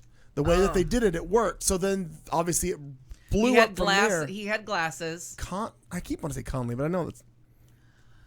But it was fascinating. The story was fascinating how they got through all this. Eric Cantor. Thank you. Eric Cantor. Yes. It was a fascinating. Not just maps, that one. It was fascinating just to listen to the story and how it all connected. And to me, it was akin to this story. It was akin to S-Town because all of a sudden, all these fucking stories, you're like, where is this going? Yeah. And whether it was planned or not, it all eloquently came together and all these forces met. It was fascinating to listen to. And we finally got him into podcasting. And after that, the second half of the show, or second maybe last 15 minutes, it was Pat Buchanan. And talking about how every single thing that Pat Buchanan ran on is exactly what Trump won with. Yeah. Everything. Mm-hmm. Oh, sure. But I paid no attention to Pat Buchanan back in the day. I didn't give a shit about Pat Buchanan. But Pat Buchanan's the one in his speech at the 96 convention or the 92 convention with the people were like, it was better in German. I think it was 90. I think it was 92 they were talking about. Yeah. But yeah, it was interesting to listen to. But that first half where they went through all the parties and the guy's like, I don't understand why these people are here. Why would Jeff Sessions be at this thing? Because it was all Tea Party. And none of it made sense to him. Until they ran Eric Cantor out of town. And what was his position? He was big. He was... God damn, why can't I think of his name? I thought he was a majority leader. Was he majority leader? I don't think so. Or just a congressman? I forgot what he was. He had a title that made him standby. He was supposed to run for president. He was lined up to run. He was House Majority Leader for the 112th Congress in 2011. But it was he previously served as House Minority Whip, so he was leadership. I thought he was the whip, but so how did Boehner get on top of him? Well, when two people love each other. Yeah, very much. Where on the doll so did as long as we're on this, and somebody in this room or the chat room recommended it to me, and I've been listening to it because of this, trying to get these fucking allergy medicines right. So I've been wake up wrong times. It's called Criminal. Oh, I did podcast, not, but I will. Short, 18 to 28 minutes. Aaron talked about that. My Aaron. Yeah, and it had been recommended. It's been on my list. I don't remember. They're short. They don't always. They have nothing to do with each other. There's one two-parter that was fantastic about the missing kids and the woman who decides she's going to go looking for the missing kids. There's one really tone-deaf, racially insensitive one about runaway slaves that they really have to delete as soon as possible because it comes off as like really condescending white people. Cat. The Majority Leader and the Speaker of the House are two different people. That's what it is. And so the John Boehner belonged to the Majority Party, while Eric Cantor was the leader of the Majority. John Boehner was Speaker of the House. Okay, that's the difference. So I'm like, he was a big fucking deal, and because Boehner had no intention of running for president, Eric Cantor was like next in line for that 2016 election, and then he got primaried out in 2014. From a guy who was an economics major, like he'd never been political, he'd never done anything, but he had a 22-year-old campaign manager come in and just write that shit and started to run. That was one of the best nights of CNN and MSNBC. Is like they all sat there like, what? Like the primaries in this state should not have been news, and all of a sudden Eric Cantor Is out. He's not, he can't, and he thought about running as an independent or as a write-in candidate, and it failed. So Serial comes from not Serial. Criminal. Let me find my thing here. The woman who does it is one of those voices that I have to like call someone else to tell them how much her voice drives me fucking crazy. The way she says "calm." Yep. But there is some just some really good stuff here. And this week's was unplayed feed. Let me find the feed. The Kingfish about Huey Long in Louisiana. There's a great movie about him. There's a thing about 420. There's a story about Rochester that was really good. In Plain Sight is the one that you delete immediately because it really came off wrong. Melinda and Judy and Melinda and Clarence is the two-parter. That was just... why has no one made a TV movie of this entire thing? I listened to... You people that have listened to all this stuff, will you please give Anant props? Yes. Just please. Because you're not underappreciated at all. Anant, I thought I was pretty sure Criminal was yours, but the fact that... Get off the cross, Anant. Calm down. Jesus Christ. Just because we couldn't remember one fucking thing. I didn't remember who Eric Cantor was, and it was my story. If Melinda and Friends is not made into a screenplay in the next 5 minutes, and Friends. I'm writing it because this... So episodes 53 and 54, Melinda and Judy and Melinda and Clarence, and then the one about the Finding Sarah and Philip. All combined, you're not even at an hour and 15 minutes between the three programs, and it is riveting. And Finding Sarah and Philip is heartbreaking, and a story like someone that you two would love. If you love What's His Butt, I do. Wait till you find out who found Sarah and Philip. You know, the main character from John B. McLemore. S-Town. Yeah, John B. Wait till you meet the woman who found Sarah and Philip. It's 21 minutes of your life that you will find just appreciating the shit out of this crazy. Was she the woman who she manager of the Piggly Wiggly? Yeah, she was. No, but she worked at like literally, she worked at a grocery store and was about to retire and needed something to do, so she decides to go on this hunt. And you'll truly enjoy Finding Sarah and Philip. It's from February 3rd. I've listened to it twice now because she is to me all that the world should be. Just a bored woman with nothing to do but help people solve crime with her dog in a cornfield. Like is it Erin? Yeah, I know. It's 21 minutes and she gets it done in 21 minutes. I love it. And thank you so much because I've listened to a ton of them. Getting back to our fitness stuff that we've all been doing, I used to think that music was the way to pass the time. Oh no. Podcast. I don't remember half my walk based on podcast because I was so enthralled in the story. But I'm afraid I'm going to walk into this wall while I'm listening because I'm so in their world. You have to listen with your eyes open. Oh. Yeah, I've been doing the same thing. Like I'm at the gym listening to podcasts, not. Like, I always thought the answer was like heavy dance music, and it's not. No, for me it's not. I agree. I'd rather listen to this story because you're just 5 minutes pass and you don't have any idea. Like you didn't realize what you've done. Yes, you haven't walked in traffic. No, you've noticed other things, but I feel like this doesn't calm my fears of turning into an old man, though. So I didn't realize those were fears. It's a fear of mine. It's a fear of yours. It really is. I didn't realize that. It's not really. That'll not be really where I'm aiming for. Vulgarity. Yeah. Yeah. So what about your fears of turning into an old man? Well, I realize I'm turning into my father. It's not what I'm jazzed about. Well, before we do that, let's do this. Oh my God, we still have time for this. We have time. Oh, good. Here we go. Two things is what she brings. Two things is what she's talking about. Two things, important little things. That is what she's spouting out. You just need two things. That means two things. Let's get two things clear. And then two things about yourself.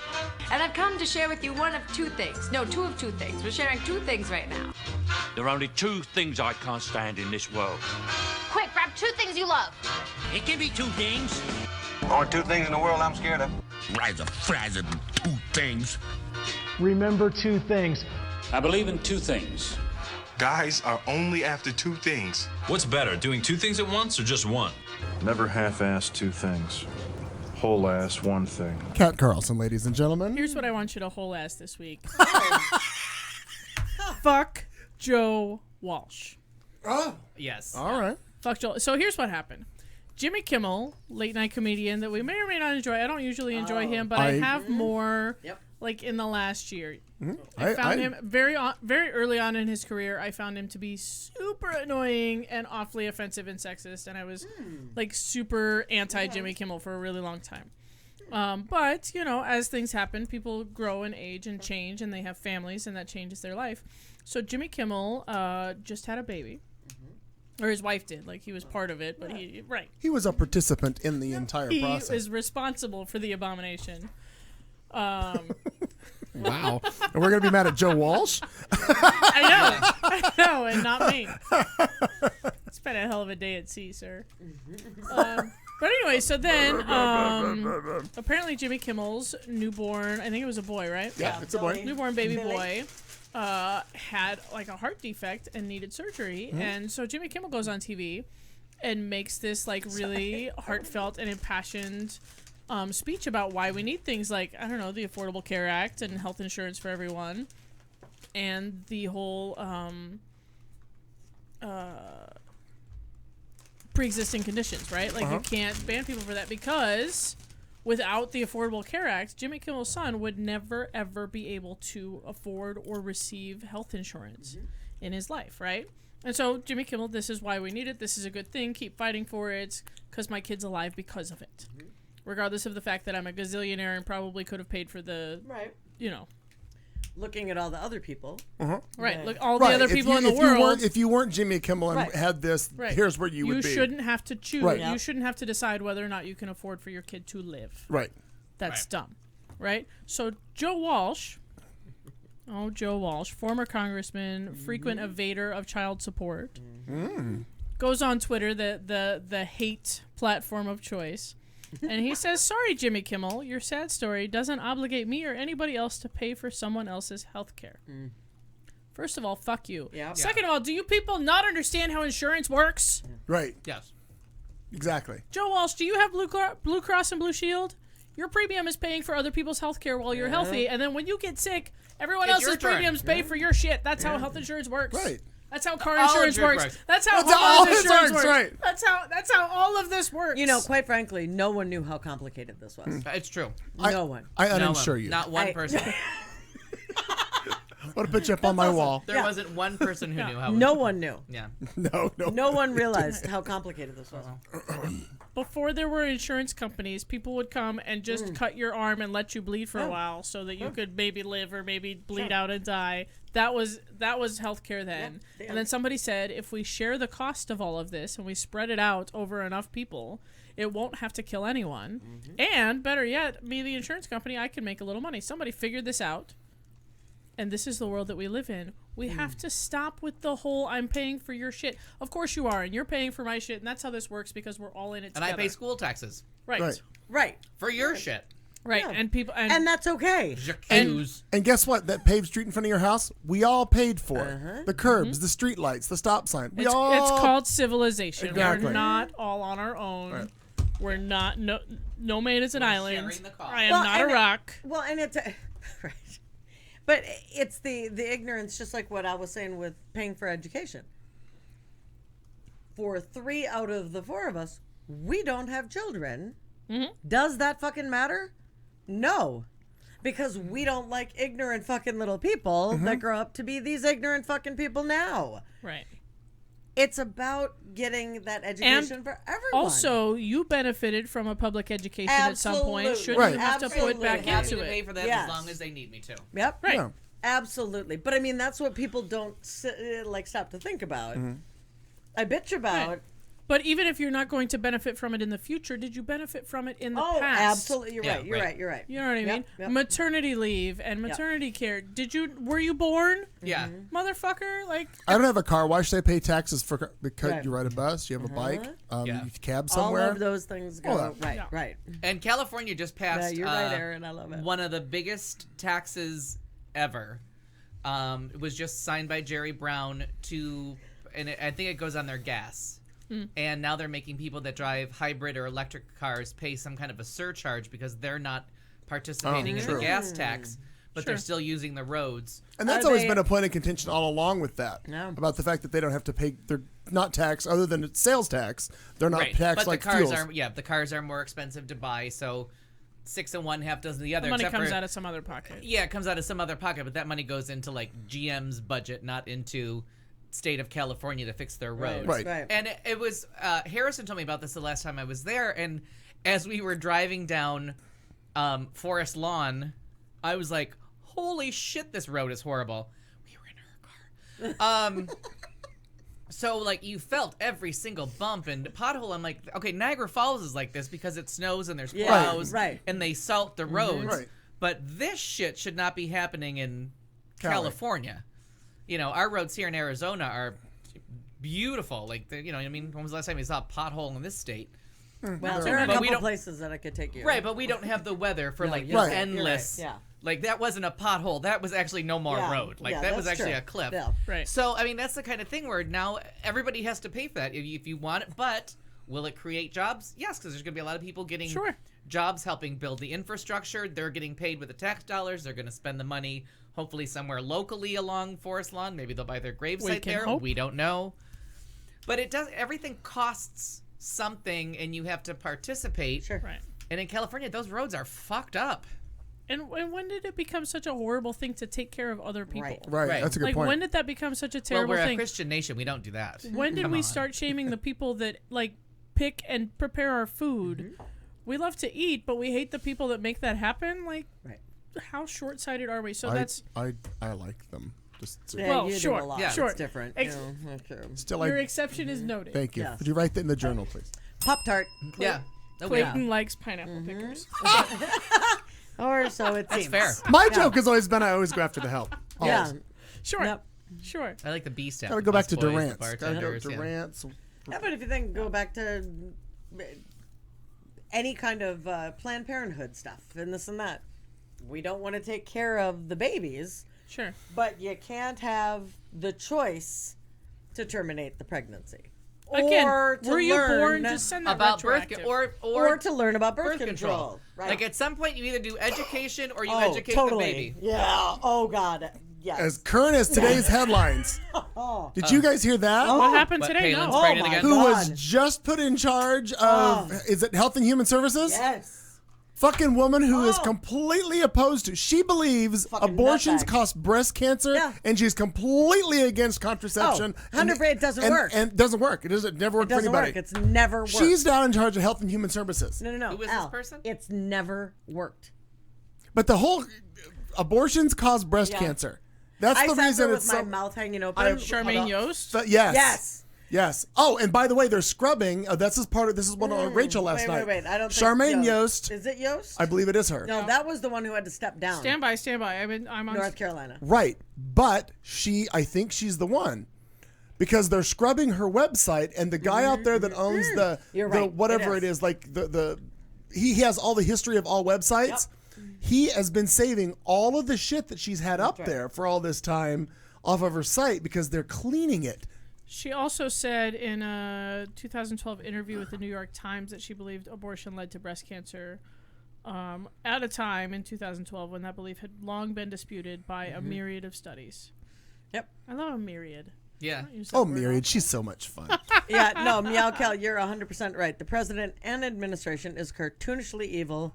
But they but it's so true. This was like one of those where you sat there going, okay, wait. You had the Betsy DeVos, right? Like, she's a dumb cunt. Right. And she's just a fucking idiot, quite frankly. Mm-hmm. Head of education. Okay, the irony is not lost on anyone. But everything. It's literally like everything. They've everything. taken the anti-whatever and put them in charge of that agency. Right. Which, I mean, if you were going to set Yeah, something no up to kidding. fail so that you could look and say, I told you so, it's not going to work, this is how you would do You it. bet. Exactly. Absolutely. This is exactly how The you guy do from it. Oklahoma being the EPA guy. The guy Yes. from Washington State who Yes. the guy from Washington State who charged the Trump campaign $135,000 for all of in a state where you don't have to fucking Benton? do. There was Was it no way in Benton? hell, Benton. There was no way in hell any Republican is ever going to win for like Senate or something to that, whatever it was, in the state of Washington. You're never going to do it. You're And in never gonna, every position he's ever held, within weeks, was it? He's been kicked out. He's been barred from meetings. He was sent to do, I forget what whatever it was in New York or in Washington D.C. The group that he wound up being part of barred him from meetings because they got tired of listening to him. Like he was uninvited. They've moved him around through everything. What was his name? And now Benton is his last name.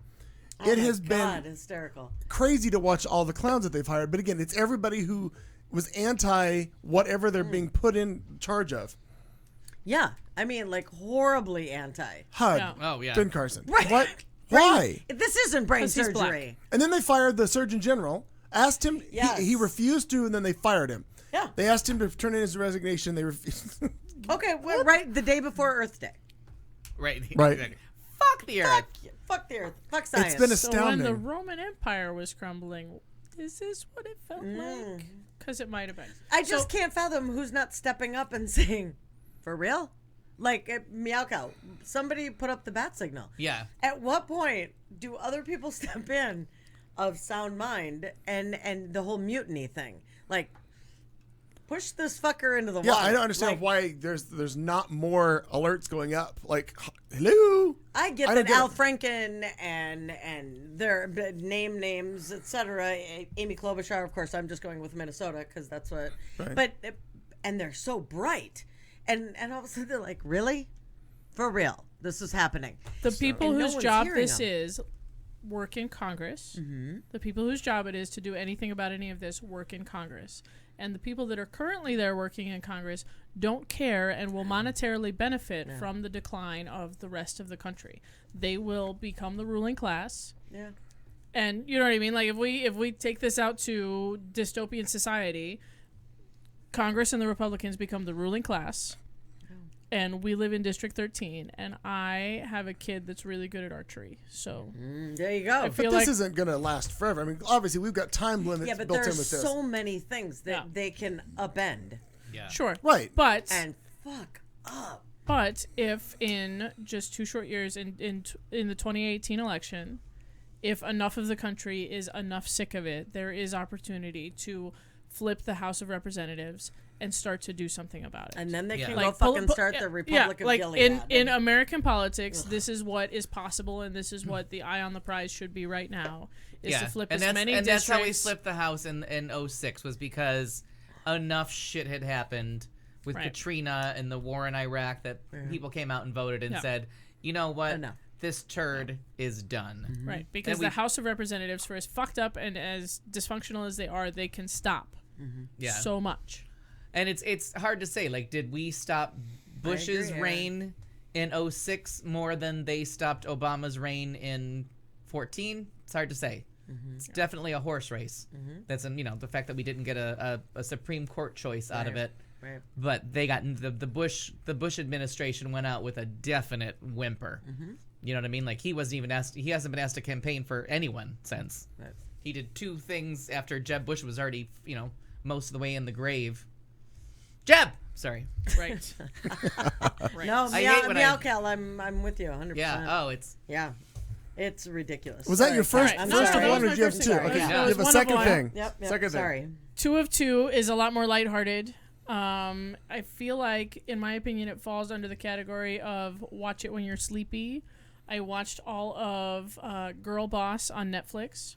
Okay. It is the loosely true-ish story of a woman named Sophia Amoroso, who started during the eBay heyday. She started selling vintage clothes on eBay, got kicked off eBay, started her own fashion empire, nastygal.com. Dull. I don't know about her. Super dull. Yeah. How'd she get kicked off eBay? Just bad reviews. At the height of eBay, your feedback was everything. Oh, it still is. And it portrays an entire community of vintage sellers that turned against her and did her. Oh. Dull. Why did you watch this?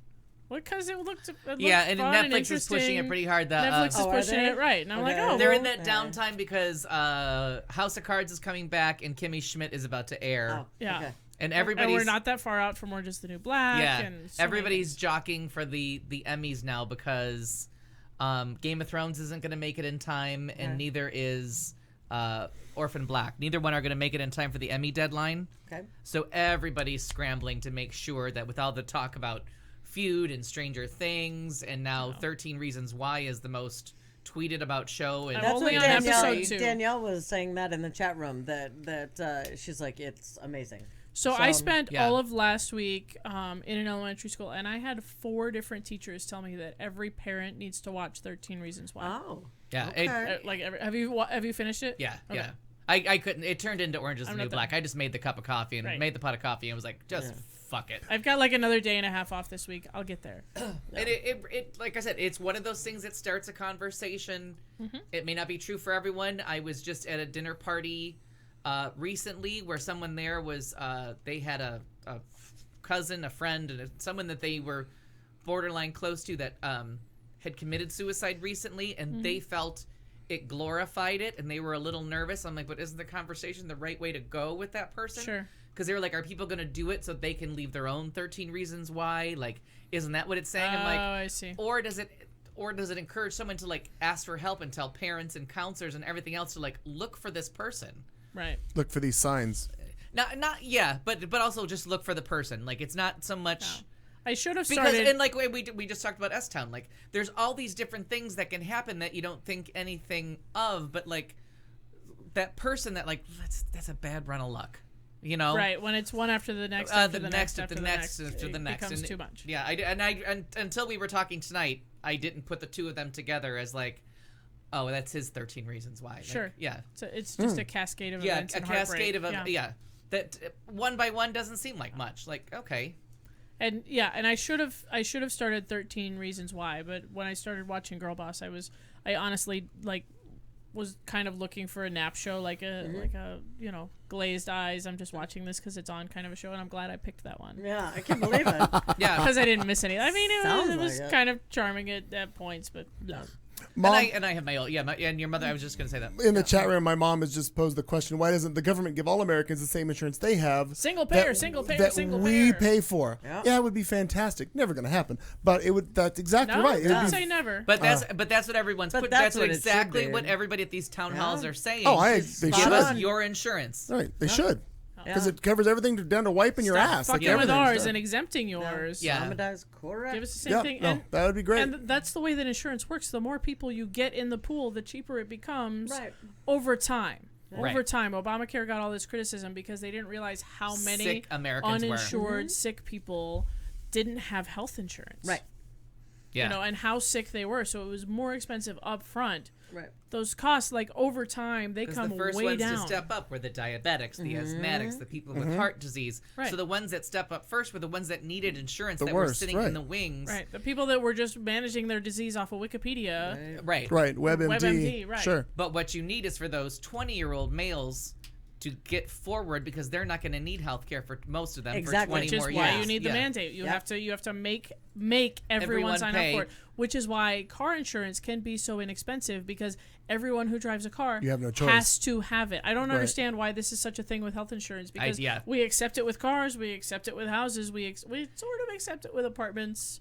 That analogy, for some reason, does not fly with Republicans. They can't hear it. They don't get it. I'm like, but you pay car insurance. Yeah, but I have a car. You have a body. Yeah. Yep. And if you're in the car accident, you need someone to have had. For God's sakes, if you're going to turn things into gold and breathe the fumes, you got to get insurance for that. We should walk up to everybody that doesn't get the analogy with a hammer and break their fucking knee and say, now you need health insurance. Wow, now we're resorting to violence. Boys and girls, I think we're going to That seems to be my go-to thing. We're going to move on to our final segment of tonight's show. And now, thoughtful vulgarity, where we in the studio try to make ourselves slightly less shallow, which is not hard to do. We will ask one question of the panel while fucked up drunk, because you know at home how well it goes when important questions come up several hours after alcohol has been served. Politics, religion, why not? What could possibly go wrong? Who could you offend? Good luck. All right, so, like, what? We probably asked this in a thousand different ways, but what gets you up and going? Like, what motivates you? What makes you like, all right, getting off the couch? Someone telling me I can't. Oh, that's a good answer. That's a very good answer. But why is someone telling you can't get off the couch, and how do I get them in my house? I know, right? Stay there. Stay there. Don't move. Sit, stay, don't be gay. We're here. We're queer. No, but that's absolutely true. So if somebody says, well, you wouldn't be able to do it anyway. Oh, yeah. Watch me. Watch, yeah. Oh, and even though I know maybe it's reverse psychology, fuck you. Yeah. You know, so. No. That's the right answer to reverse psychology. Exactly. Fuck you. Fuck you. I'll show you. I mean me. I mean someone. So, yeah. And okay, so we'll follow up because that was fast and easy. So what's well, no, but what's a goal? To keep moving. Okay. Off the couch. Oh, you're just I'm right on it. quick and efficient. Jesus Christ. Give her more coffee. Winks 2004. Chili cook-off. Pop-Tart. Bachelor number 2. Same question. Please repeat the question. I was typing a Facebook comment. What motivates you? Like what gets you like typing in a the Facebook world? comment. Yeah, like what gets you to roll over and put on the Facebook? Because I know you have a problem with Facebook in the bed for that 2 hours. Like what makes you finally say, and not your bladder? That was gonna be my first answer. That's a fair one though. That is fair. But you know what? I'll get up, go to the bathroom, and then go back to bed. 6 a.m. comes around every fucking day. Why am I awake? Oh, that's why. Oh, that's the worst. Got it. So are we looking for like a broad answer, like what gets me out of bed every day, or No, just like motivated for your new adventure. Like what in the morning when you can lay here, or all right, go face that skinny blonde bitch one more time. Like, oh, that's it. You know, I'm much more motivated when I'm accountable to other people.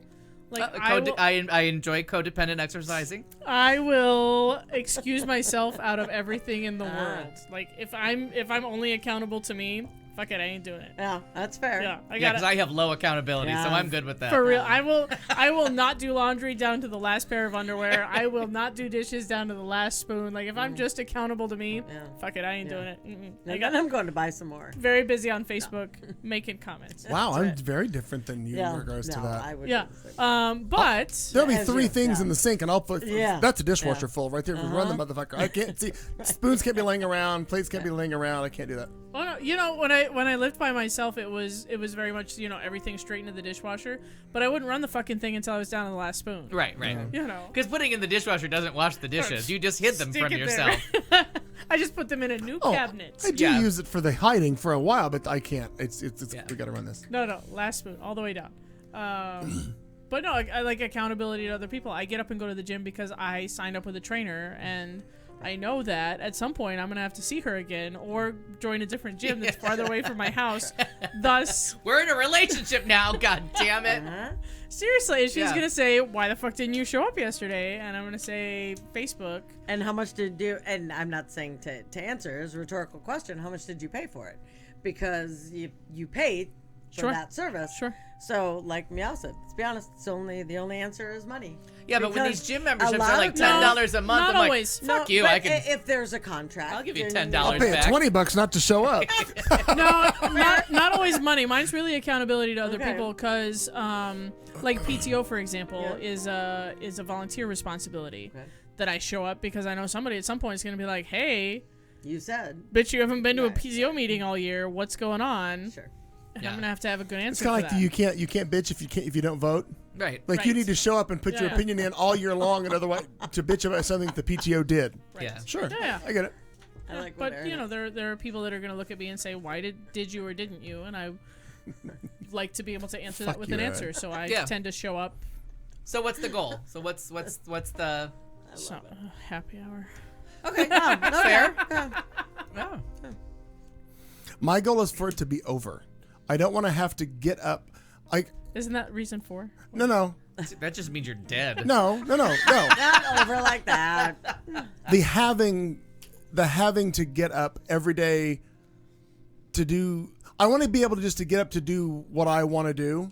The goal is, okay, can we just work through all the shit that we got to work through so that we can be done. We can reach to the point where we've done it. Have we made enough money to retire? Has the business been sold? Are we done? Can I quit doing shit for other people so that I can do other shit for other people that I really want to do? Okay. I don't really give a fuck about going and doing your point of sale at your fucking restaurant for the most part. Right. Okay. Because I don't get a huge crazy joy out of it. Now, Different You thing. just went somewhere else with this, and I was like, well, if you're done getting up, are you No, dead? no, but not I at get all. it. I get it No, now. I would much rather get up every day and know that you have a light fixture I need to go fix, or she has a bike that needs repaired. Okay. I'd rather go get up and do that than to have to get up and deal with other people Right. and the problems that are work. Now, the converse to that, if I knew a bar owner that had a problem with a printer and I wasn't connected to a company that did that, I'd be like, well, when are you going to be there tomorrow? I'll swing by. I'll come by and look at it. But it's not a work thing. It's Right. more of a, I want to go and help somebody fix your something. hobby. You're task oriented. Yeah, I would rather be able just to get up and Here's the do thing that that. needs to be done. Get the thing done. Cross Right. it off the list. Right. Move on to the next thing. I don't want to, but I don't want my phone. It sounds hard to explain. I don't want my phone to ring from clients who are always, well, this doesn't work, and this doesn't work, and this isn't right. Da-da. I'd rather have you all or other friends call and be like, the chain came off my bike, or can you come jumpstart my car? Yeah. Like things like that. I would much rather that be. So then, what would you say Things that are motivates you? appreciated as opposed to expected. Things Andrew Dickinson would say. Wrong game. Take a shower. Pop-Tart. That was a good it. episode. Farmer Pop-Tart. I can $25,000 pyramid this shit. Just wait. Let's do that in 2 weeks. So what would be the motivation then? Like, what would you No, say? I get, Mom, you wake up every morning and you're still alive. That's fine. I wake up every morning, I'm still alive too. But it would be different if I knew that every day it was something different. And again, the phone wasn't ringing from somebody. Because again, your phone rarely ever rings with somebody like. Almost never. No, the point is their phone never rings with somebody with, just want you to know everything's perfectly fine today. You don't have to do anything. Right. Yeah, because The hospital never calls you, rarely, and says, nobody's dying. Everybody's alive. Yeah, there's no reason. Well, no news is good news. Yeah, You always yeah. have to assume Right. if you haven't heard from someone that everything's going swimmingly. People never call Marnie and say nobody needs services. Yeah, right. Ever. Or just thank you. Yeah. Right. Well, valid. Yeah. So it would be nice to not have to do that because, like, most texts come in are not if I don't have to deal with your crazy shit. Yeah. So what motivates you then? I mean, that's your goal, but what gets you up to get through this? Because I have hellish texting. Is it money? The goal is that end result. It has to be money because I get up to do that job just like everybody else does. Yeah. Kat goes to work at a bar because she needs the money to be able to do all the other But shit she you wants just to picked do. a different goal and reason. Like everybody was like, you know what I mean? Yours was slightly different. So we're just. But I guess the motivation then would be money. I have to make money to be able to do all the other shit that I want to do, which includes, on occasion, going and fixing this, that, or the other for somebody else. Yep. I like it. Yeah. Yours is a long-term goal. Yeah, you just said you just presented a different option, so we just want to clarify. Mm-hmm. I like it. Yeah. How about you, Mr. Perkins? Mine is when I look around and I'm like, okay, I look like I'm homeless or no one lives here. You know what I mean? Like when I'm all of a sudden like I walk to the kitchen and I'm like, all right, we got to wash these dishes. Like it's just time, like room by room, like what happened here? Let's crime scene. Like if they find my dead body here, Corn? what does When did I eat corn? Yeah. What does this story say about me? And it really comes up with that a lot of times that, you know. If you were to die and somebody came into that house, they'd be like, God, Al lived like horribly. Yeah. Like, wow, I didn't think it was big enough for Grey Gardens, but look, is that a raccoon? The house is gray. Yeah. But it really is that that. a raccoon? She pets her blind. The blind lady pets her cat. It does turn into that, or like something comes up and I'm like, all right, now I have to wear clothes. Like, do the clothes fit? We appreciate Can that. I wear the clothes that, you know, look appropriate for the occasion, or do I look like the person that the Mormons thought was homeless yesterday? Did that happen? Well, it always happens. Whenever I ride my bike west, I run into the most interesting characters. But I always run into a lot of the Mormon missionaries seem to be in this neighborhood a lot, or my neighborhood a lot. Ring the bell and wave. I love your play. Yeah. Oh my God. Hello. Hello. Hello. Pop-Tart Mormon. So it was a little bit darker than I'm used to seeing them. I mean, they weren't darker. The night was darker. Right, of course. Exactly. Yeah. And I just. Thank you. Yeah. I'm like, I'm on a bike. You're on a bike. I can't see you. Like, I didn't see you guys just cross over to me at all. Like, neither one of your lights are bright enough. You got to turn that up. And then they started talking to me, and I'm like, good times. Very nice. Welcome to the neighborhood. Enjoy all the people you're going to talk to, but please get your bikes up for safety because, like, this 17th Avenue is not lit. There's no street lights. Like, it's just dark here. And you really have to, like, just to be safe. There's a train Cars making right-hand turns. The zombie apocalypse is just minutes away. We're going to be 100 degrees on Thursday. Get ready. But so that would be, like, my motivation is just when I look around and I realize, like, oh, gosh, just like, this is horrible. Like, fix something, clean something, walk somewhere. And then the goal is always to just be moving, because I don't want to be, I'm going to the Leaning Tower of Pisa and paid to climb to the top. I don't want to keep my friend from climbing the top because the asthmatic can't make it up there. So, you know, gonna bring the inhaler. Grandma's gonna have all her pills with her to make sure that in case they're growing that fucking Ebola bush at the base of the goddamn Leaning Tower of Pisa, I'm still gonna make it to the top. So you just like, it's just a simple goal for like this month. Like, I'm climbing to the top of a tower. Need to do it. Paid the money. Somebody's expecting it. Go on, Rapunzel. Yeah. I like it. Oh yeah, we're gonna let down the golden lux. That's what I'm saying. But and I find that smaller goals work better for me. If you tell me like what's your 5-year plan, fuck you. Yeah. I'm getting through this week. What's tomorrow? Yeah. What's this week? I get it. Yeah. I get that.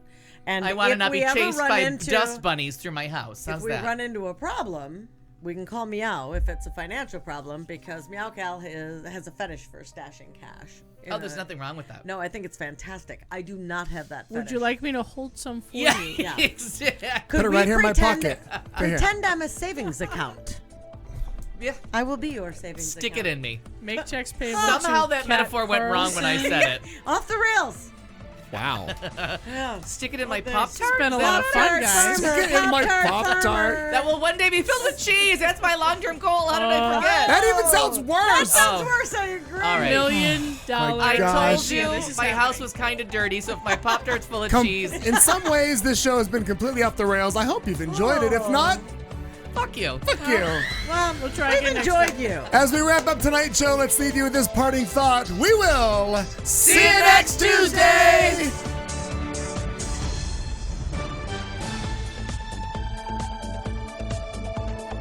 You've been listening to The Show on Q Talk America.